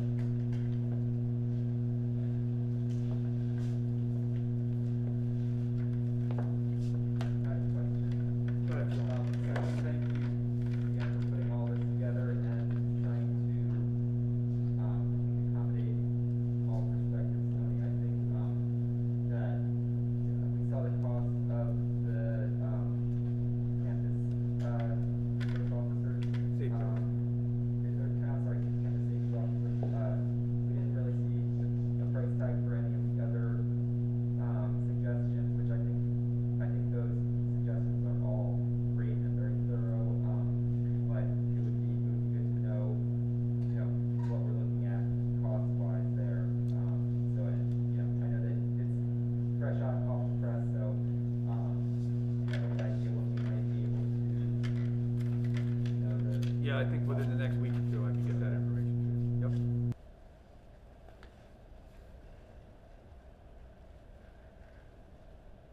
Any other questions?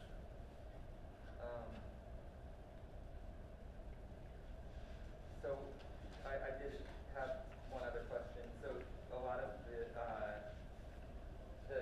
feedback that you got, the data that you got from the focus groups, Mr. Webb, is qualitative data. As you mentioned, it's talking about people's feelings about how they feel about having the officers in the school. There wasn't really any quantitative data in there, but we did get some information from folks, from the public on that, and I did print it out here, and I want to just read it as a counter to, as additional evidence, to that, to what you presented. So this was sent in by a parent from the Journal of Adolescent Health, descriptive analysis of school and school shooter characteristics and the severity of school shootings in the United States for the past 20 years. It's co-authored by faculty at the Emory University, George Mason University, and the Rollins School of Public Health. conclusion here is that more severe shootings were associated with shooters who were older and therefore unlikely to be students, whereas the presence of a school resource officer was unassociated with any reduction in school shooting severity. Importantly, the type of gun that was used was strongly associated with casualties and fatalities.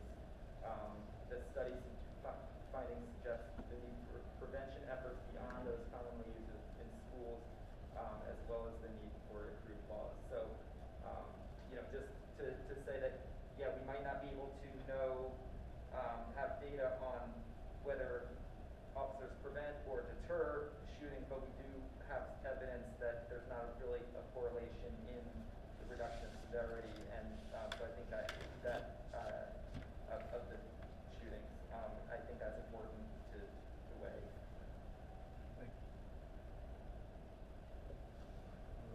Any other questions? I was going to comment about the preventative resources. I talked about this in our working session, but for the benefit of the public, I do think it's important to note that the programs that you've chosen for the preventative services, Rutgers Behavioral Health and the Mental Health First Aid, are both considered are very reputable programs and really considered to be the highest quality. So I wanted to commend you for those choices. Thank you. I have just a quick question, switching gears, because I know it was mentioned and I experienced the drop-off and pickup at LPS can be a little bit cumbersome. And I think I know the answer is probably resources at this point, but there was once a suggestion, and I know that we were going to look into possibly providing a bus for those who aren't in walking distance that live in Lambertville. I get probably resources right now are challenging with drivers, but of course working up to, hopefully a combined school down there if there's something that, maybe we can revisit. Still on our radar. Okay. Definitely on our radar.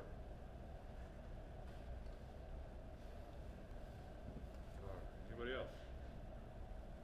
All right, we're gonna move into public comment. After public comment, we'll take a short 5-minute break for everyone to stretch their legs. Just a reminder before we start public comment, we have procedures and requirements that include standards of conduct that need to be followed by members of the public during public comment. If a member of the public becomes disruptive during a public meeting, including during any period or public comment, the member of the board charged with running the public meeting shall warn the disruptive member of the public that continued disruption may result in being prevented from speaking during a public meeting or removed from the public meeting. Disruptive conduct includes sustained inappropriate behaviors such as, but not necessarily limited to, shouting, interruption, and use of profanity or comments seen as abusive, obscene, or defamatory. Members of the public are invited to address the board on any matter for a maximum of 3 minutes. During this portion of the meeting, you are asked to state your name and municipality, and the public comment is now open. Now remember, a 3-minute time limit, so if it's going to be long interaction questions, we have to still keep it at 3 minutes, so pick the ones you want, and you can always send emails to follow up. Public comment is now open. If anybody would like to make a comment.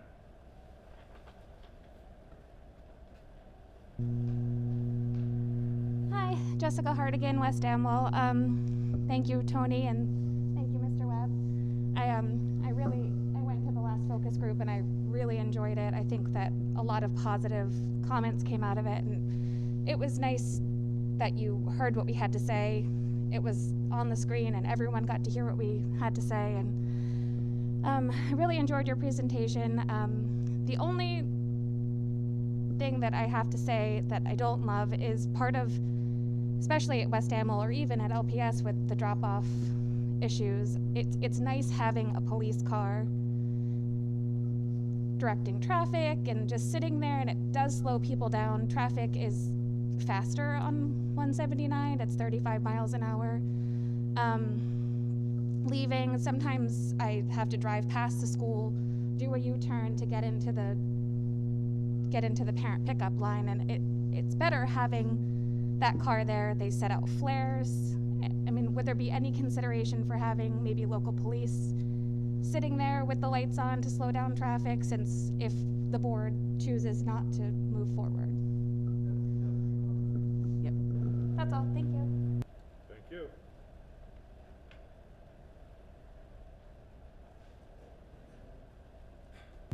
Evan Straley, Lambertville. a lot of folks I recognize here, and I'm sure a lot of folks recognize me.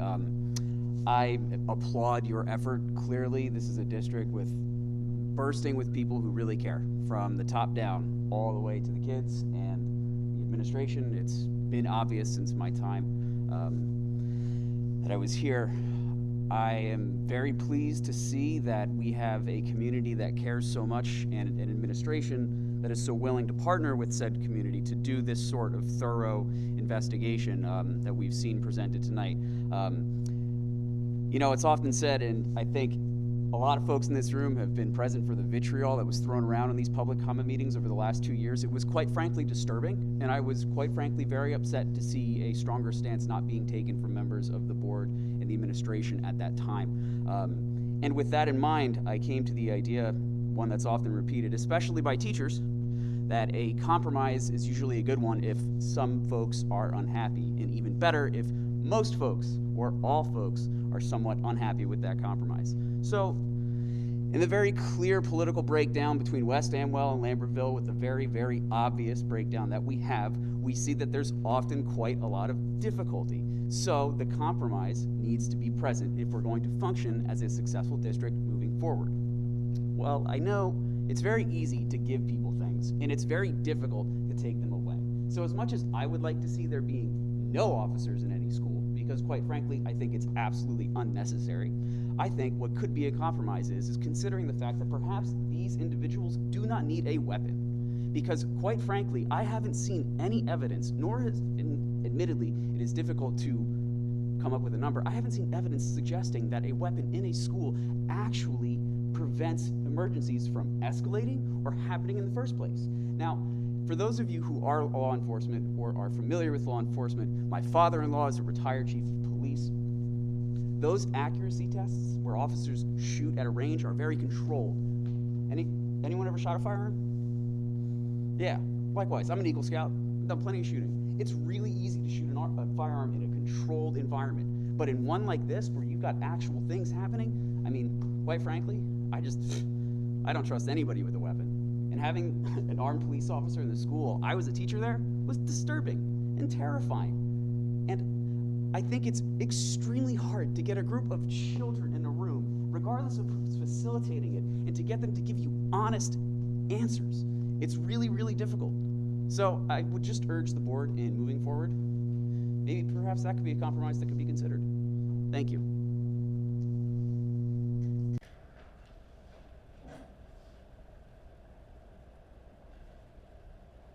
Julia Taylor from Lambertville. I am on the Lambertville City Council. I'm here representing myself. I appreciate all the work that you've done. I understand the challenging position that you're in with the, as you defined it, 2 positions. I especially appreciate the way that you are considering the broad spectrum of security issues for the schools. I remain 100% opposed to having a firearm in the schools. I am not opposed to having a security officer doing security-oriented things. I think maybe even having police at the, drop off and pick up, maybe that makes sense. And of course, police will have guns. I won't belabor it. I think Evan did a good job. I just don't think there's any reason to have a gun in the schools. But I do have one question, which is, given that this person, if this plan were to go forward, will be a civilian, when and how could they use their firearm anyway? Thank you.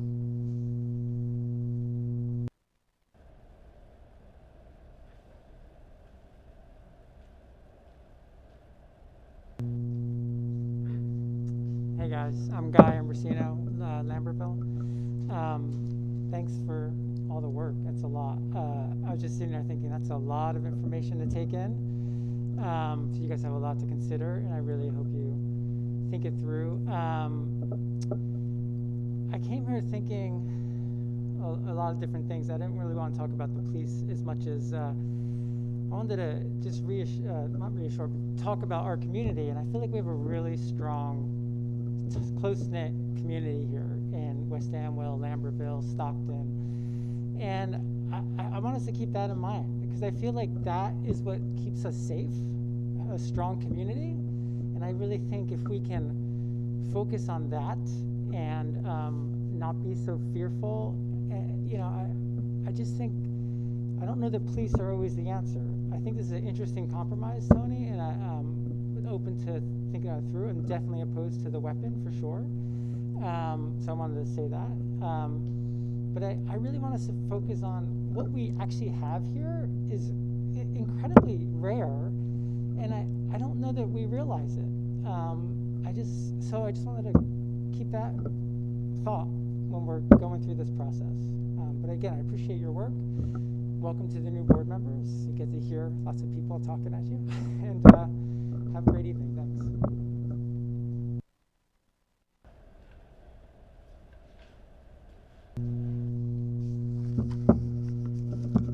Hello, my name is Andrea Little. I just want to say thank you very much. I was not able to attend at the last meeting, so it was a great recap besides, reading what I could to catch up. I thought it was incredibly thorough. You really pulled out what the staff felt, the students, how they were feeling, and the community of all interests. And I feel like you've really come together with a great strategy that is compromising by offering the students aren't fearful with the officers there, and you've really depicted that in this information. So I think what you've put together is solid because you're going to be the ones controlling, the right person to be in the buildings, and it sounds like that's happening this year. So I applaud you for doing a great job. The students are comfortable, as well as having Rutgers Health, which our students and our staff need more than ever. So thank you very much for putting that together. Really grateful. Sooner the better. So that's a great compromise on both points. And then also I want to thank specifically Kevin Kowaleski for geomapping and pulling that forward for our district many years ago when we were in a tragic time, and really pulled together lots of great security within our district with his expertise. So thank you very much. I'd like to, my only request here is to really rethink that LPS space go forward, because we are going to continue keeping a school down there and really looking at the surrounding area and security that was mentioned within this presentation. So I think everybody, for drop-off, pickup, all of that, would be really great to hear that you're securing those grounds from public access, which is a concern for many of preschool and elementary parents. The last component I would have on the LPS portion is when we talk about the preschool program. I know I've been one to keep saying that I feel like the school is not big enough at the elementary, and I just want to bring that up. I'd love to see you figure a way to have all 5 classrooms of preschool together, that it's really like a solidified program down the road. And I know it's a 5-year map, so I'd like to just keep reiterating that would keep all kids together in a much more controlled environment. So thank you very much.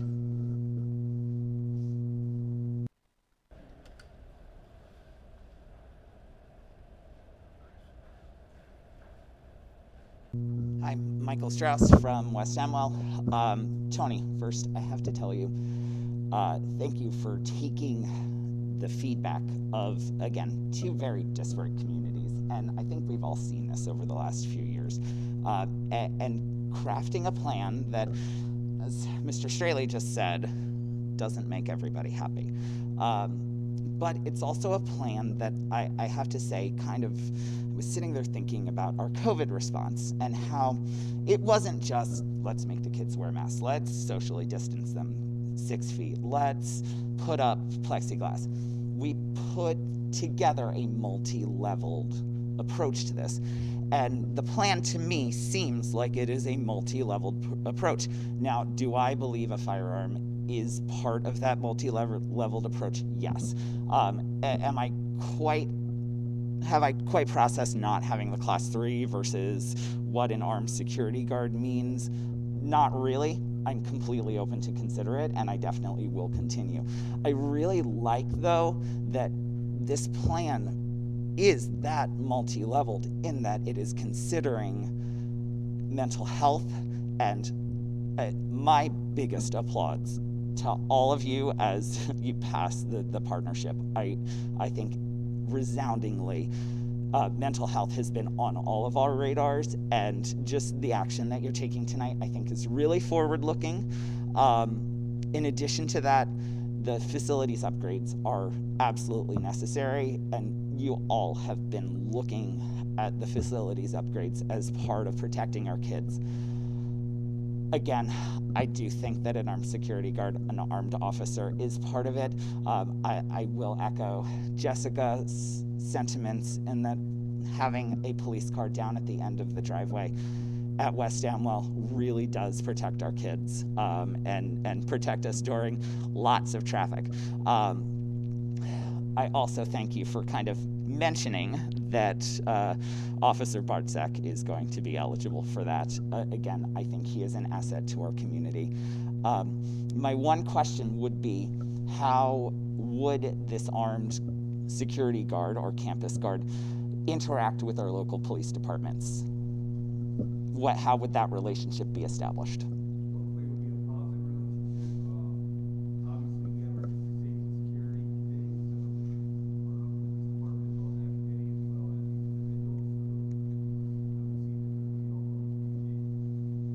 Okay, thank you very much.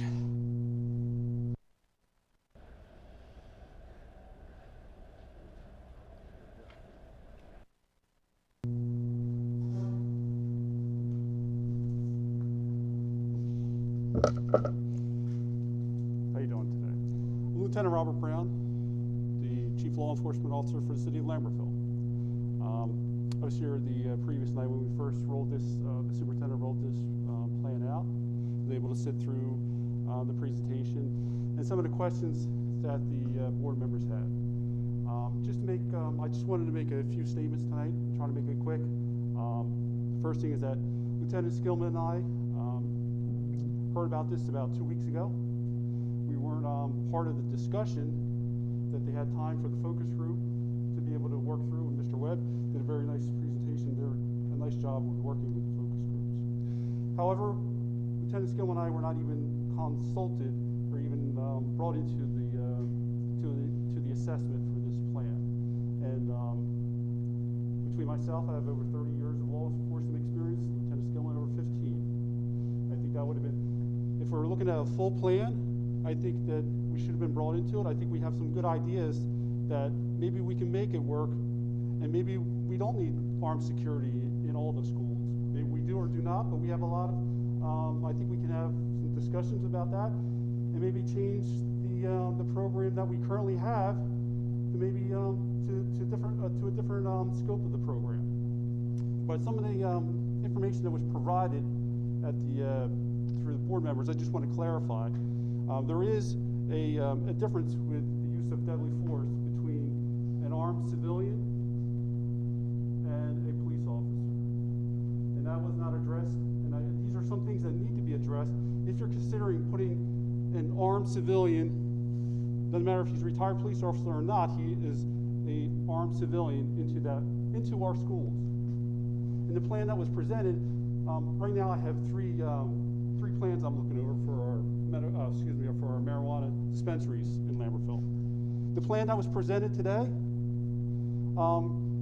is compared to a marijuana dispensary plan that I'm reviewing now, or to a pawn shop.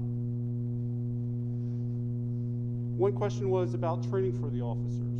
At any time that the school requested training for the class 3s, at least at LPS, I'd be more than welcome to send that officer to that training session. We have in the past, Mr. Webb conducted training for class 3s, and my class 3 was there when the school asked for it. I have no problem bringing that class 3 into more training for mental health if the superintendent requests it or the board requests it. That's actually dragging on. But anyway, so just on, I think we can do better than what's been presented tonight. And I think you should bring the local municipalities into that, at least with the police departments. We have a job to protect the citizens in both municipalities 24 hours a day, including the school time. Thank you.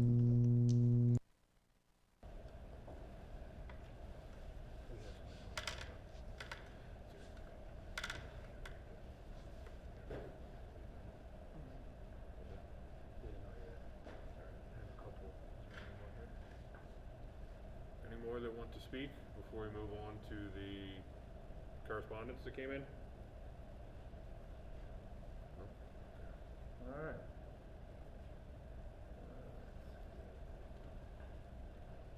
So the first one we have is from Alicia Lerman, who's from Lambertville. I am not in favor of the hybrid proposal by Mr. Suso. It is still my firm belief that guns do not belong in schools. What schools need are bilingual counselors and people equipped to understand the emotional needs of students and their families in this complex world we live in. Do they know how to recognize signs of abuse, emotional or physical, or signs of drug addiction? Our country seems to be in love with guns. They should better be in love with our children, giving them the resources that they need to learn and thrive. The money used for these Class 3 officers will be better spent on art, music, science, and PE, as well as regular reading and mass support for those who need it.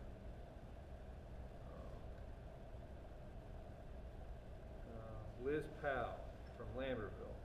Have you confirmed when the 22-23 school year will begin? Will it start before or after Labor Day? That's actually an important piece.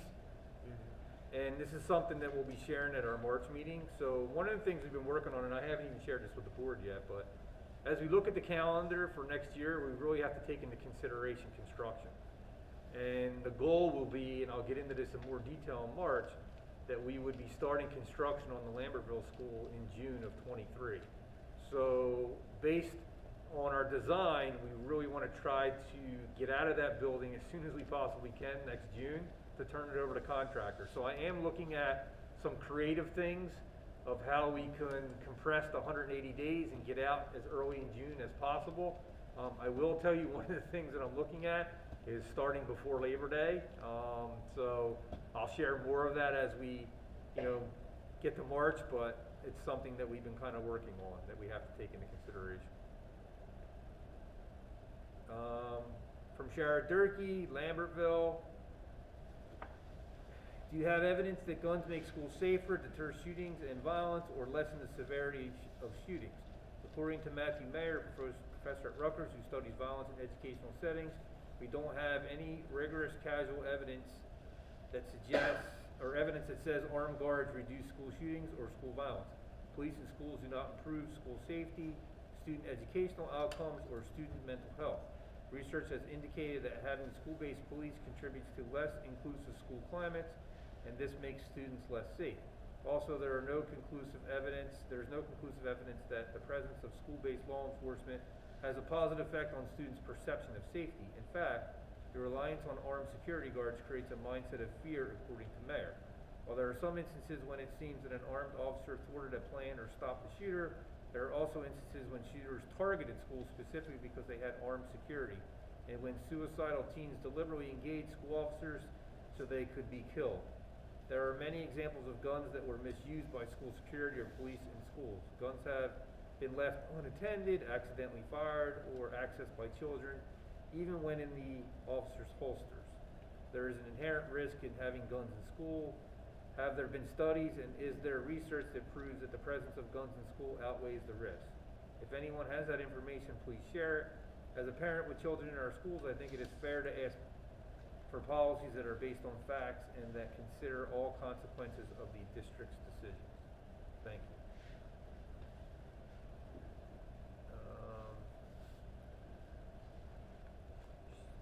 Shara Gray, Lambertville.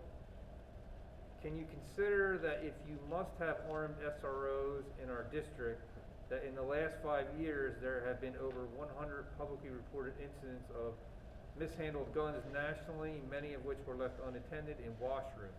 How will this be prevented in our district? Will they carry SIG Sauers that have abysmal safety record of misfiring?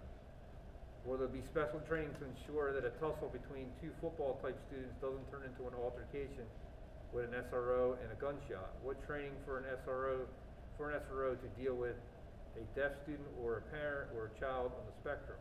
What procedures will be in place that an authoritarian or punitive principal or even superintendent couldn't use the SRO against a particularly disruptive child? What are going to be the checks and balances in place? Thank you for considering these concerns. Sarah Chartock, Lambertville.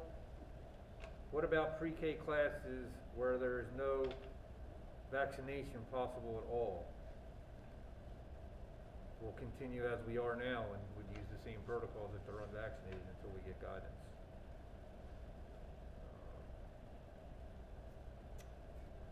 Corky Brown, Lambertville, what evidence can you share that supports the idea that armed security leads to safer schools? And, well, I'll have to save that one for, you can't do two on the same public comment, so I'll save that for the next one. The same person again. All right, public comment is now closed. All right, before we take our 5-minute recess, just, want to make a comment. As the board as the Board of Education decides on what type of security we will have for our students, we do have to consider that if we decide to continue with the current Class 3 program, there is no guarantee it will be supported by local municipalities, since a shared service agreement is required to be approved on an annual basis. We know from a past experience this has been a challenging process, specifically with the City Council in Lambertville. My opinion would be that if the Board of Education decided on continuing the Class 3 program, the municipalities would need to agree to provide the services without getting involved in the Board of Education decision-making process. Our number one job as a board is to keep our students and staff safe. And right now, there's a lapse in security in the Lambertville Public School. There is no officer. And there hasn't been since September. There hopefully is starting one this week. So that's something we need to consider in the totality when we're making this decision. 5-minute recess. So 9:10, we will start again.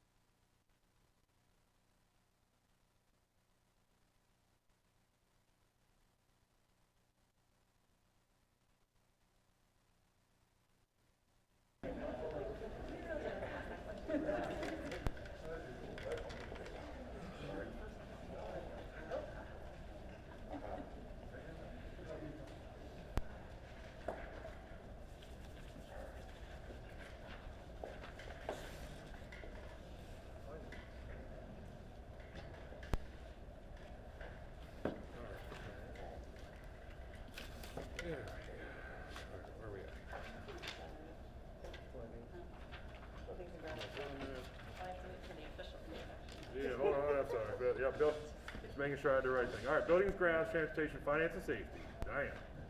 Thank you. All right, so we met, not last week, 2 weeks ago. And you'll see there's, some standard items on the agenda, so I'm not gonna go through everything to belabor this. But a couple, more important or more things to highlight. We're approving the contract that we talked about for Rutgers Behavioral Health, which is a big one, as we know. And then also the operational plan for the 5-year preschool program. So those are bigger, newer additions to the agenda this month. So with that, I'd like to move items A through J. Second that. All right, open for discussion. Any discussion? Andrew, roll call? Roll call. Start with Tracy tonight. Yes. Diana. Yes. Megan Warren. Yes. Sean Ellis. Yes. Jim Gallagher. Yes. Brian Keys. Yes. Sean Lewis. Yes. Ronnie Tamarino. Yes. Kevin Kowaleski. Yes. Motion carries.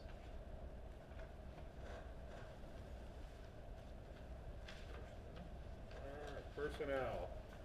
We did meet. I'm just trying to find my way here. Tony, you have any?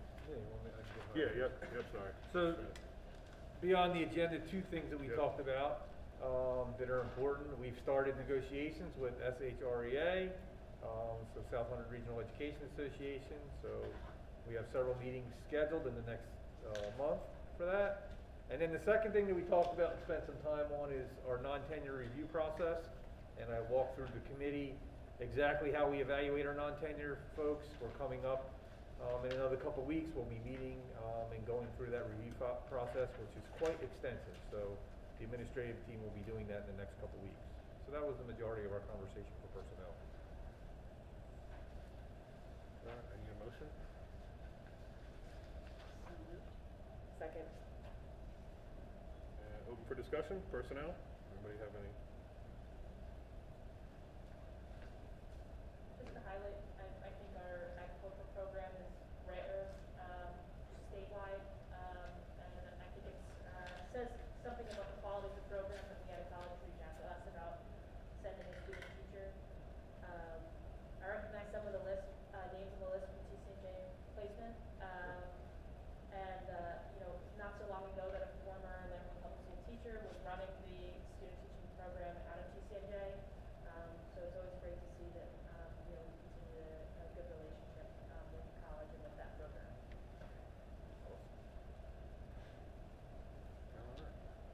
Sounds good. Roll call. Diana Purcell. Yes. Megan Warren. Yes. Sean Ellis. Yes. Jim Gallagher. Yes. Brian Keys. Yes. Sean Lewis. Yes. Tracy Patchouli. Yes. Ronnie Tamarino. Yes. Kevin Kowaleski. Yes. Motion carries.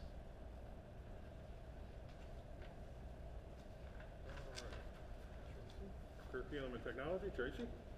Nope, not me. Oh, geez, I'm sorry. That was my fault. Thank you, Mr. Kowaleski. So, I was looking at policy. He said it and I just went with it. It's all good. Sorry, Jim. Our committee met on Thursday, February the 10th. We discussed a number of things that are on the agenda for approval, and I will discuss those shortly before I move those items. One of them is some curriculum writing. We are asking for 6 hours, total of 6 hours for Megan Carducci and Allison Nething to fine-tune the curriculum for our Evolving Academy program. This is a middle school program. For those of you who were on the board or who were in attendance a few years ago before COVID, we had that group come and do a presentation of life skills. It is a program, it's a special education program where they provide them additional support, but the support could also teach them some life skills. At that point, I think they were running the cafeteria or like a coffee program in the school. It was great. So we're going to be, that is evolving and growing, and we are going to refine that with this curriculum writing. The committee is also recommending 12 hours, a total of 24, 12 hours for Kim Bogdan and 12 for Mrs. Sharon Kilmer to revise the curriculum for our supplemental study program. Supplemental study is a course at the high school level that helps students, and particularly focused on those with special needs, to develop study skills and self-advocacy skills. The committee also discussed and is recommending for approval tonight the program of studies for the 2022-23 school year. The program of studies is a comprehensive list of the classes as well as the clubs and activities that will be available to our students next year. This is somewhat of a routine thing in that the board reviews and approves the program of studies every year. Okay, so that is available. Was available as an attachment to the board agenda. In my minutes, which are also an attachment to the agenda, there is a link to the document if someone online wants to go and look for that. I will tell you some of the highlights. There are a number of new courses. One of them is a course we've been talking about for over a year called Elements of Pre-Calculus. This is an elective math course, mostly for seniors who have already completed the Algebra 1, Algebra 2, and Geometry sequence. It's replacing another math course, but by changing the focus of it to pre-calculus, we felt like that would be a better fit with what colleges are looking for, provide some opportunities for our students. We are introducing an AP Environmental Science course. We are doing a Podcasting 2 course. This year, for the first time, we had our podcasting course. So that is the next level course. So students who did podcasting this year and want to continue with that can now take Podcasting 2. We are introducing a cybersecurity course. This is a third level computer science course. So again, we have, in the past few years, we have increased the computer courses that we have been offering. So this is just another offering, and it's all sort of aligned with what we've done over the past 4 or 5 years to try to increase focus on STEM and things like that. We are also introducing a middle school civics course. This is a new course the state of New Jersey requires now for all students. And given what's going on in our country, middle school civics sounds like a pretty good idea. One other thing about the program of studies, it does note in there, and I'll note for the record, that the state now will require students who are in the class of 2023, so this year is juniors, next year is seniors, and all subsequent classes will have to take and pass the New Jersey Graduation Proficiency Assessments in English and Language Arts and in Math when they're in 11th grade. That does not mean, there are multiple paths to graduation, so not passing that assessment does not mean kids are being held back, but every student is required to take it. You cannot opt out of this test. Let's see. A few other things going on. Mrs. Hart and Kylie Gordon are organizing a pre-K through 6 math week, which will follow Read Across America week. They're going to have a math night from 6:30 to 8 p.m. I believe it's March the 16th, but I forgot to put the date in my minutes, so sorry. And that'll be at Lambertville Public School, and it's open to all elementary students. As noted in the personnel, we have about 20 students coming from TCNJ. Those are not necessarily student teachers, they are observing teachers. They're in the practicum program, so they're probably education program juniors at TCNJ who are doing observations. And as Megan noted, a student teacher from Del Val who's coming here specifically to work with our agricultural program. With regard to technology, Mr. Cifelli reported to us that we recently had tests conducted on our internet security. We have been consulting with an outside group to sort of train our staff in safety and internet security procedures. We successfully passed that test. The outside group was not able to get passwords and breach our security. Some of the things we found were that the fact that our email is based with Google Mail is really actually very helpful, because Google Mail automatically filters out a lot of the malicious stuff. We do need to continue to train, and that will be something we will continue to train teachers in how to spot phishing emails. And we are also moving some backup storage from our computer system to a different cloud-based system, and that is going to save us. It's going to cost about 1/3 of what we're currently paying, and will give us greater flexibility. Finally, and this is something that we'll be considering down the road, our Chromebooks are now 3 years old. They are starting to fail at a higher rate. So the warranty on our Chromebooks, it was a 3-year warranty. It expires in August. So we are looking into options either we find another warranty, a 1-year warranty, and try to stretch that for another year, or we look into replacing all of the Chromebooks in next year. So those are things that we'll be considering, now that the budget is approaching and things like that. So that's it. So with that, I will make a motion to approve items A and B. Second. Open for discussion? I had one question, and Tony, I should have asked this earlier, but if there was a revision to the program of studies, is that something that can be revised mid-year, or is this approved and then? No, it can be changed. Okay. Yeah. Okay, Andrew, roll call? Just a quick question, I might have missed it, but on the supplemental study, I love that program. My son's used it extensively, and I'm just curious, there's 12 hours of curriculum writing that need to go into that? There is, and so it was actually 24. Or 24, yes, So I'm it sorry. was 2 teachers each working for 12 hours. So the way that program has done it was done, and actually I should probably defer to Mr. Hewitt. He can probably explain this a little bit better, but just a brief, the way that program has been done in the past, there is an actual, educational component. The teacher does come in and teach lessons, right? And test the kids on the skills, right? So, Right. Mr. Hewitt, do you want to expand on this a little bit? Sure. So the supplemental study courses are, what's on the agenda for tonight are grades 9 through 12. So it's 4-year-long courses. And typically our formula for curriculum writing, if it's a brand new course, is 12 hours for that 1 full year course. This is 24 hours total because it's 4 years. Okay, great. Thanks. Sure. Any other questions? Okay. If not, let's vote. Megan Warner. Yes. Sean Ellis. Yes. Jim Gallagher. Yes. Brian Keys. Yes. Sean Lewis. Yes. Tracy Patchouli. Yes. Diana Purcell. Yes. Bonnie Tamarino. Yes. Kevin Kowalewski. Yes. Motion carries. All right. Policy, now Tracy. Is it my turn now? It's your turn. Okay. So we did meet tonight. We did discuss first reading, which is in your agenda, for the policy around bias crimes. Mostly the changes there are related to changing the word hate to bias to be a little more inclusive. And then there is also a policy and a regulation around student assessment. This one's pretty straightforward, but is new. And then the anti-hazing, which is 5541, that is also new. That one is required and for first reading.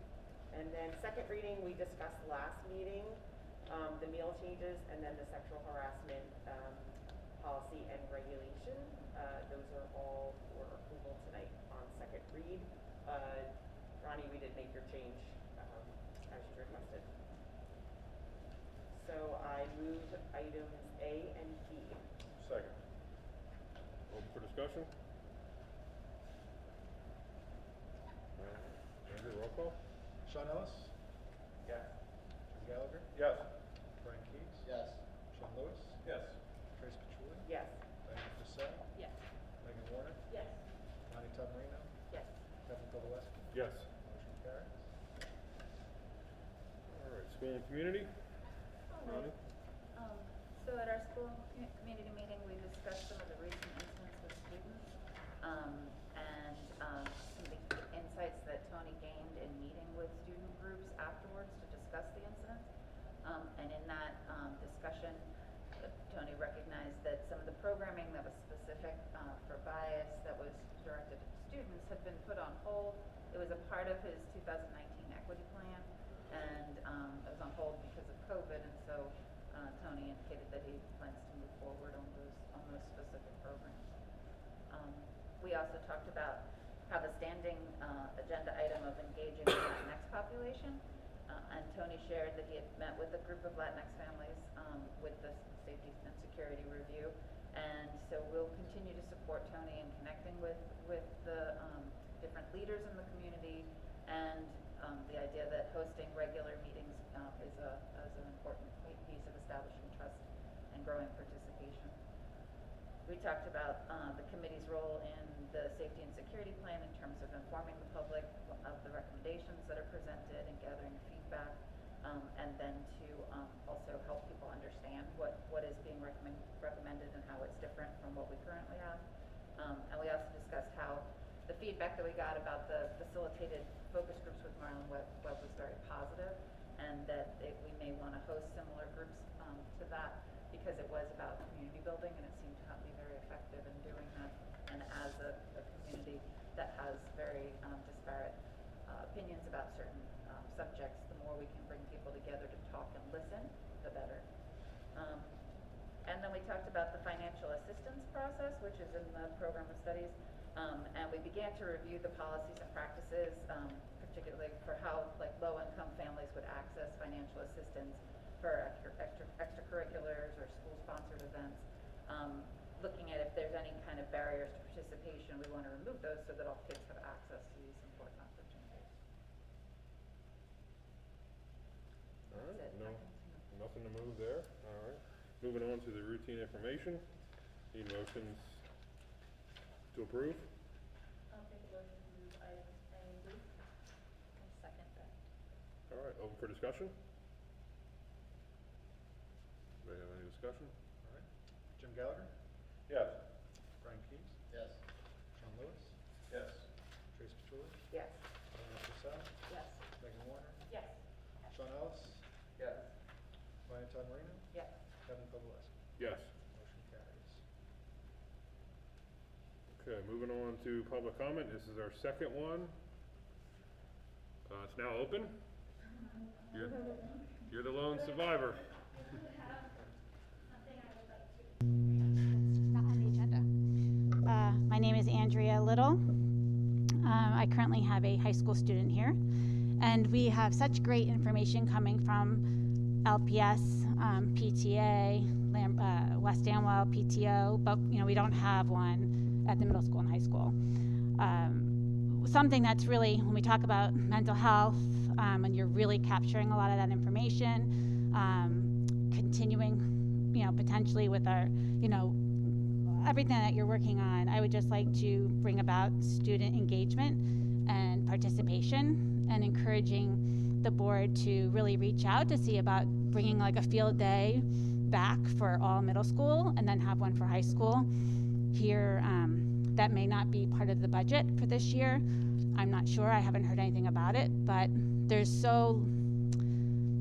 we've all been knowing what these kids are going through, obviously, and I think that, the younger schools are able to really keep the kids engaged in doing things by having a field day. Kids are already in school. You're going to get every single kid participating and being a part of something that maybe they're not going to be in sports or band or Night of the Nest, which had practice tonight, things like that. So just wanted to bring that to your attention. So now we have more board members that have older kids here at the school. You can feel that, and I thank you for that consideration. And then last but not least, I didn't realize that we weren't engaging our police departments, and I do ask that we do so. Our West Amwell department, I can only speak because that's where I'm from, we highly regard their talent and their expertise, and would like that to be considered when making your decision. So thank you very much.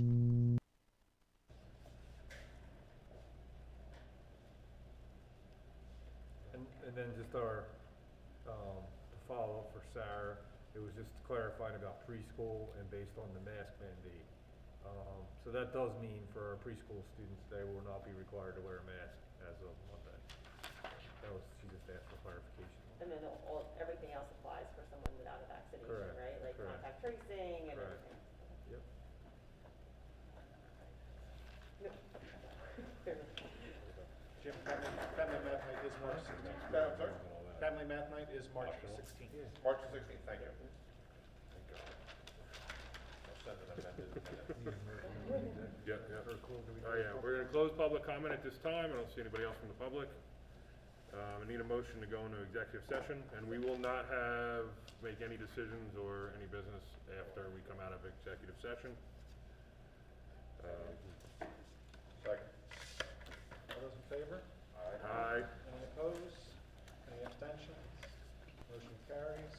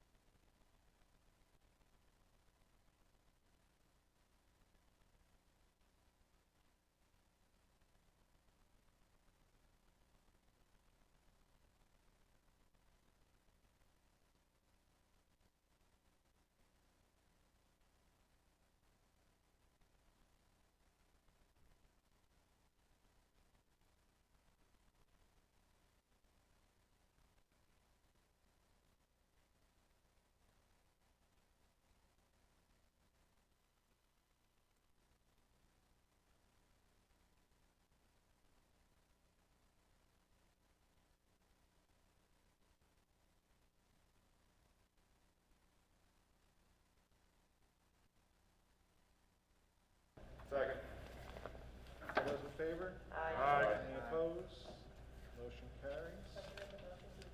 Second. Yeah. You guys do that so fast.